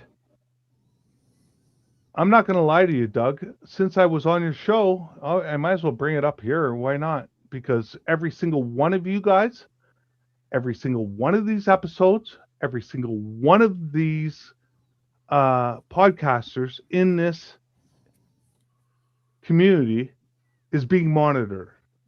Oh yeah, that's a fact. Doug, early on in when I started watching your show and everything else, I posted a question. You probably didn't, it flew by your radar and everything else, saying, are you a government whatever, like a person that's just here monitoring what's going on in this community? Well, guess what? This community, not only yours, every single community in the Bigfoot in the community of Bigfoot or anything else is being definitely monitored.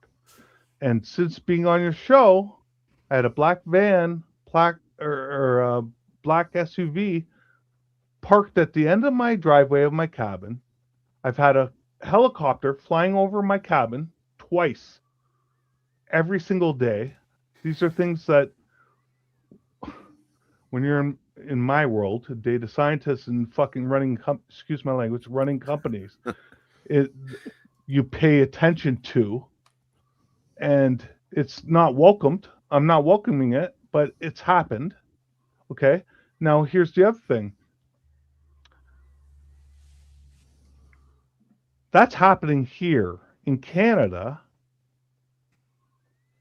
I don't know what's going on in the U.S. I don't. Honest with your government, God knows what's going on.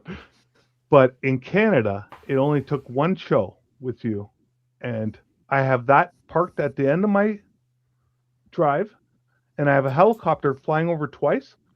Now, that led me to thinking, because I'm sitting there at the cabin for 10 days, and I have nothing to do but think about what's going to happen next. Yeah. Right? And not being a very dumb guy, being the fact that there's no disclosure happening.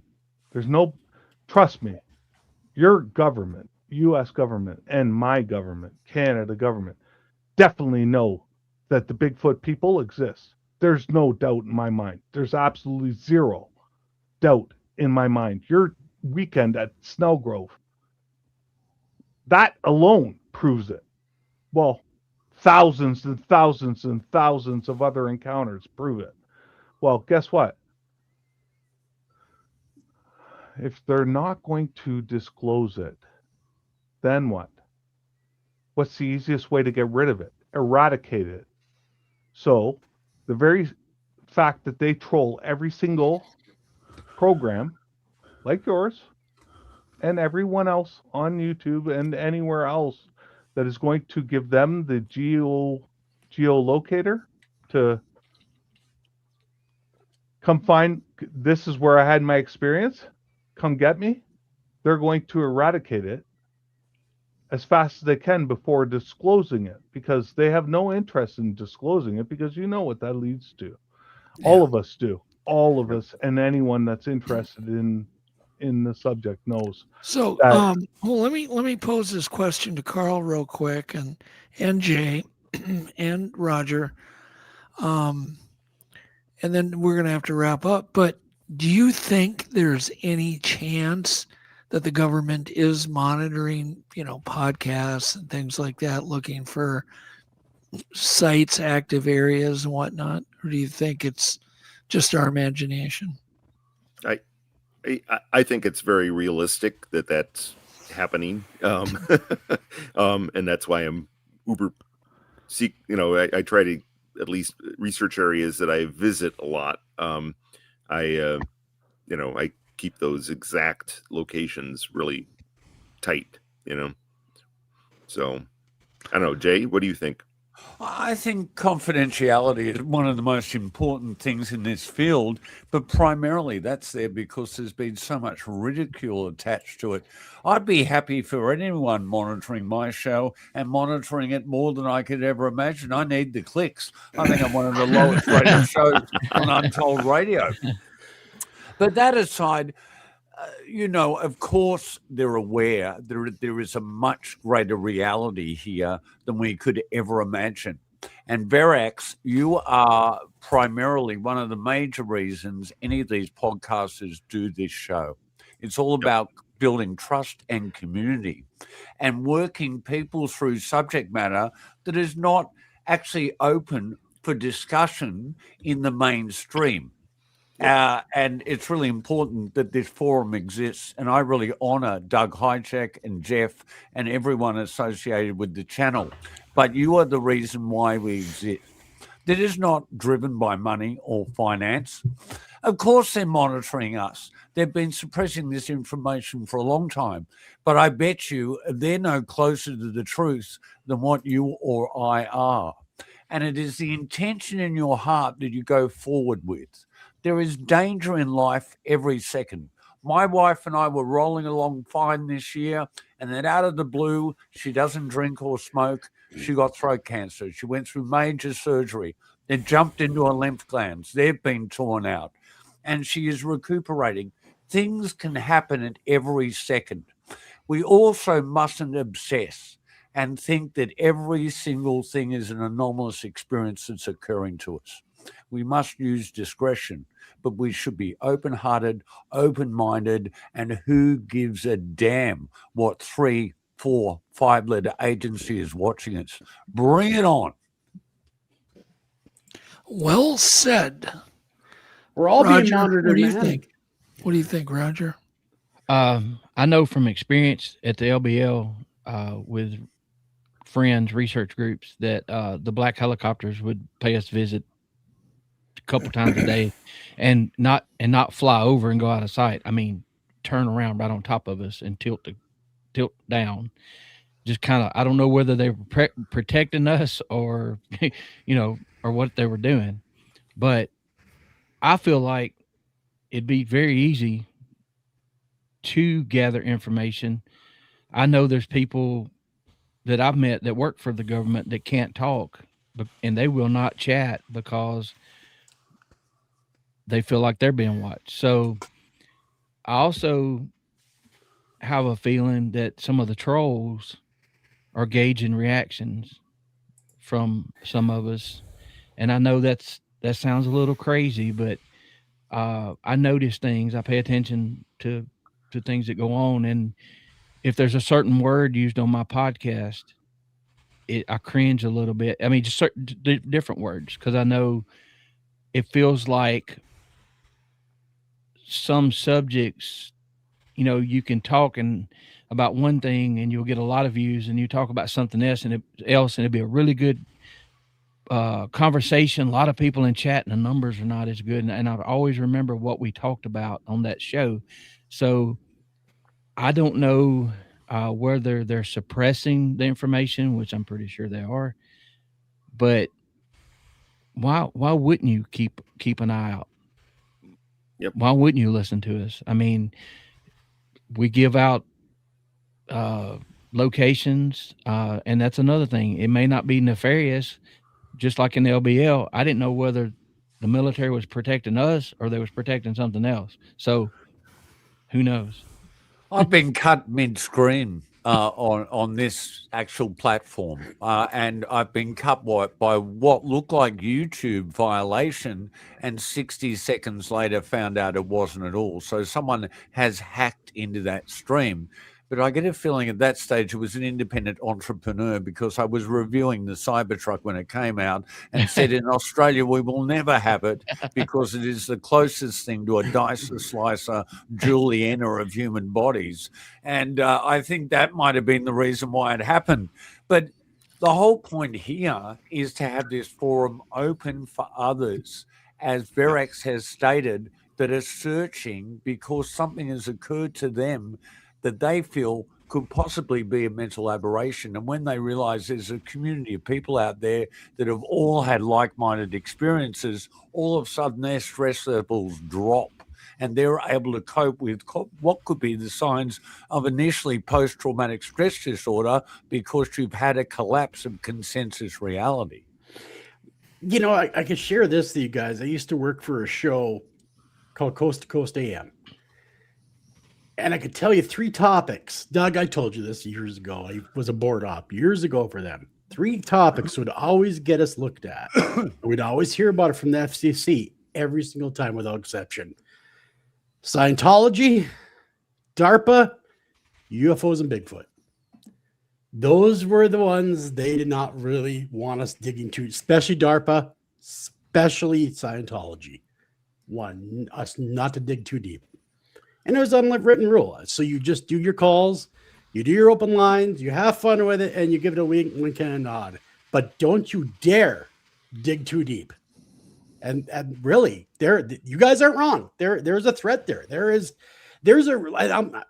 was explained to me the reason why Bigfoot is so feared by big business isn't because they know it's there. They know it's there, but it's the timber industry that have to change the ways it does things. They'd have to then be conservation that get involved. Too many big money influence players would have to change what they're doing to accommodate for a new creature, a new species. And I also think when I saw the first Bigfoot in 1985, one of my first thoughts after it was over with, if this thing is real, what else is real? Exactly. Right. So that Bigfoot leads to the truth, y'all. So because people start questioning. So if they tell everybody this thing is real, people on their own start digging, and they don't want that. Yep. I agree. Very interesting. Thank you guys so much. Yeah, thanks for coming on. Doug, really appreciate Doug, what do you think about that? What do you think about the government actually trolling shows like yours? I've heard enough stories to make you go, But you've been a pioneer. You're the guy. You are literally. Well, I can say I've actually been invaded. Well, I've actually been on shoots and had the black SUVs roll in. Like you haven't 10 been approached by onto my government shoots. employees? So yes, things like that have happened, and I've had to deal with the government. And like, how did they know we were there? Why, why did they make such a big deal out of it?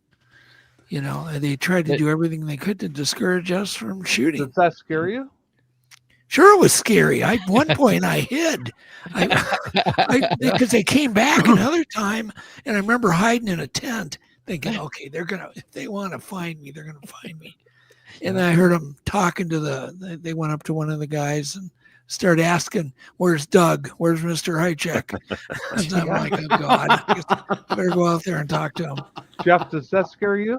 So you're on this Untold Radio, right? And you're here. Oh, I think I've been on noticed various anything lists my other whole life. Probably. I have interesting hobbies. So interesting hobbies and interesting library, and I'm sure I've been on a list for a long, long time. Yeah, several. They just copy and paste our name to the next Yeah. one. They don't even All you gotta do is type all you have to do is check a radio host browser history. There you go. Yeah. The closest I don't know, thing to the but I put it this way: I have nothing to hide. So me neither. I'm an open book, right? yourself out. So I don't care. Knock yourself out. Here's the thing, that we're all investigating.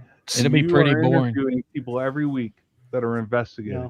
If you got a And they're cell out phone in there, your and they're pocket, in the bush and they're investigating.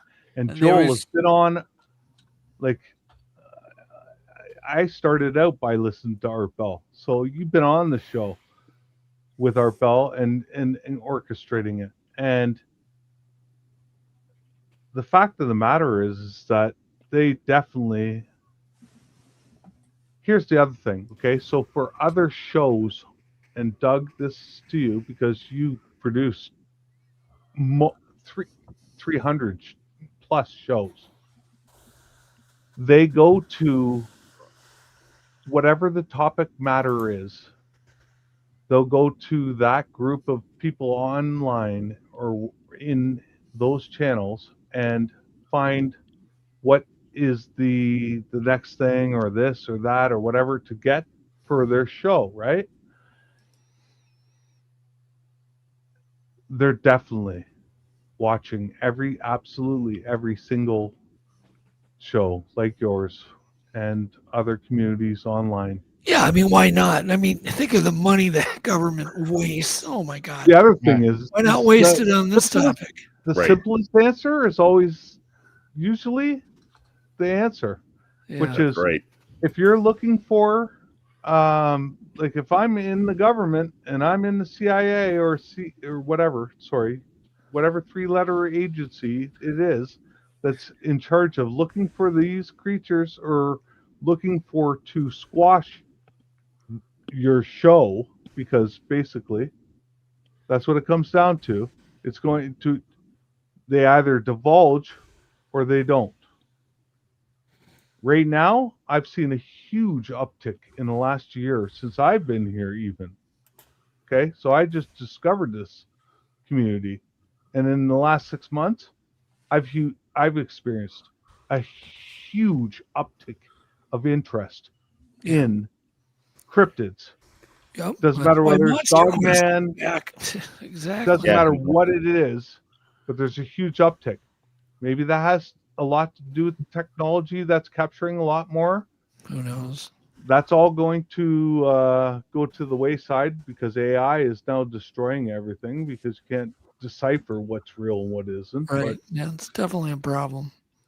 Very actually, I want a job with the government watching Bigfoot shows. How do I? Yeah. Hey, good. Wait a minute. Look at it this way. What would it take to pay 4 guys' salary compared to the daycare? Yeah, I'll do it for beer and popcorn. They're talking up to $18 billion. That would pay for thousands of men to be monitoring, thousands over years and years and years. It's they cannot fathom what $18 billion is. Here's the thing. It's not going to matter because we're experiencing it right now with UFOs, UAPs. We're going to be dragged out for 5 years with nonsense that gets us no further than they disclosed that they exist. That's great. In the last, last 3 years, 2018, last 5 years, they disclosed that there's stuff flying around in our airspace that they can't comprehend or keep up with. It's not theirs. Do you think Bigfoot is or Sasquatch is gonna be something that they disclose anytime soon? Not a chance. In fact, what it's going to do is ramp up their departments to eradicate any Bigfoot that they come across anytime, any place, kill it before it ever becomes public knowledge. Yeah, ever. And Verexa will never be on top of it because we have a huge population on this planet. We have a wide amount of area and space, and there are people experiencing this on a day-to-day basis. Oh, absolutely. And no matter how much they think they're on top of it, they're never going to be on top of it. The phenomena does not suppress itself from the general population. Every eyewitness account is disclosure. Oh, I agree with you. And I hope that Bigfoot or Sasquatch or the Sabe people are as intelligent and do what they've done for eons, which is we're no closer. Like Doug always says, we don't know anything. Nothing. But I know we're out of time. Hold on. That's where we're going to end the show. We know nothing.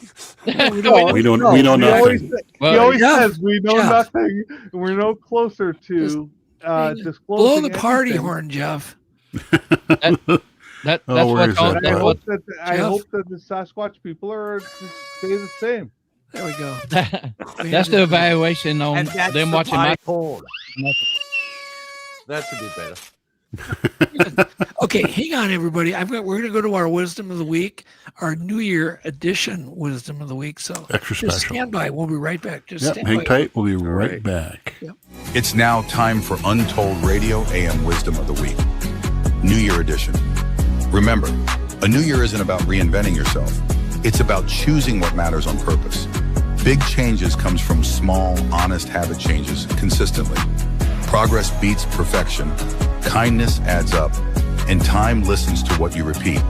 Pick one thing to do with care this year, and let everything else follow. Good night. We hope to see you all next week. If you like the show tonight, please consider giving us a thumbs up, leaving a nice comment, and most of all, subscribing and hitting the bell so you will be notified when a new episode is dropping. Also, please share this episode. Now back to Doug and Jeff for our wrap. Good wisdom. We are back. Yeah, very good. Somebody made a comment that they could just use AI to do a sweep of all the language and words. And with that, we will be back next year. Next year. I love saying that. We'll be back Next year. That sounds so crazy. Wow. Thank you. I know. I owe you a call. Thanks, Jeff. Thanks, Joel. It's fun to Absolutely, be man. together. Thanks, Roger. Thank you, Virax. And thanks so much, Jay. It's a pleasure. And thank you, Joel. I wanted to speak about Christine with you. There's so many demon cars out there apart from the Cybertruck, but we'll get to that next week. That's a whole other. Do a whole show on it, man. Do a whole show. I owned one once. I had a demon car once. I can tell funny stories about it. Oh Yeah, my Doug, you could tell a few stories. Man, And you you know know- what? There's so much phenomenon Oh, that happens in this life, in the in world, this reality, that my mind, once open to all of this, now I've been down the rabbit holes that there's so. When you look at the humans alone, a human race, how much we see, our perception and everything else, how much we hear and everything else, it's just phenomenal. And it is a phenom. Well, let's put it this way: we will not run out of content next year. Not at all. Even Not at all. You will not. Even if we just put Virax on 24/7, We're going to start. Yes, we are going to start the Virax channel. I've talked to him about it. Listen, And I welcome to the club, I have a podcast coming. It's coming. Okay. I Doug, bet it is. My podcast is coming at the end of January. Okay. Once And I I'll get ducks in a row, this Cool. is going to happen Looking forward to it. because now that I'm open to it, the openness is like it opens to everything. You're part of the family. I wanted to quickly say Jay, on behalf of my wife, I love you. Anastasia, I wanted to give her love. At this stage, she's just repairing orally. To support her during that, I had my bottom teeth pulled out because they were getting a bit grotty, and I put a denture in there, so I have to eat pureed food too, because the greatest power of this world is our love and care for each other.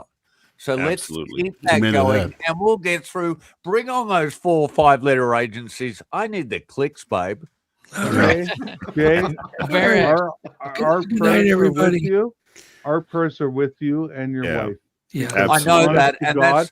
that's one of the greatest healing things about this entire network. And I think every week that it's on, it's healing people. They're in crisis that have come in contact with this stuff we call paranormal, supernatural. All of it's natural, all of it's normal, and we just have to accept It's we live in a bigger, more astounding reality than we could ever imagine, and we may not ever comprehend the full extent of that, You're and right. that's okay. And the bottom line is we are not crazy. Good night, everybody. This is true. Good night, everyone. Our All right. power I to enjoy Doug being and a little Jeff crazy. for putting this. Hey guys. Doug, Jeff, you guys are doing this.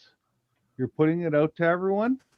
God bless you, Roger. And Thank people you. gone by Jeff's book as well. It is profound and it says a lot. It's the closest thing to Robbie Graham's work. Carl You and know Roger, what? it's so nice being with Before you leave, Doug, sorry. Go ahead, Roger. And then before you leave, Doug, I don't think people and everyone watching or listening to this actually understand how much you do. So can you just plug, actually for once, your own entities of the books, the publishing? You have a new music. We're not going to touch the Monster Quest. He's a busy guy. But that's fine. But Roger, you were about to say Verax. I don't remember. Okay, so Doug, please plug your own entities on Untold Radio, because you do so much, bro. Next year. We'll do it next year. We'll do it next year. Really? All right. Good night, everybody. Good night. I love your you guys. messenger, bro. Happy New Year. Happy New Year. Happy New Year. Alex. Yes. Alex, are you married yet? Call you up in the middle of the night. Been bothered by dreams, ain't feeling alright. You give me comfort, say just give it some time. By the end of our talk, I'm feeling just fine. You and I will always know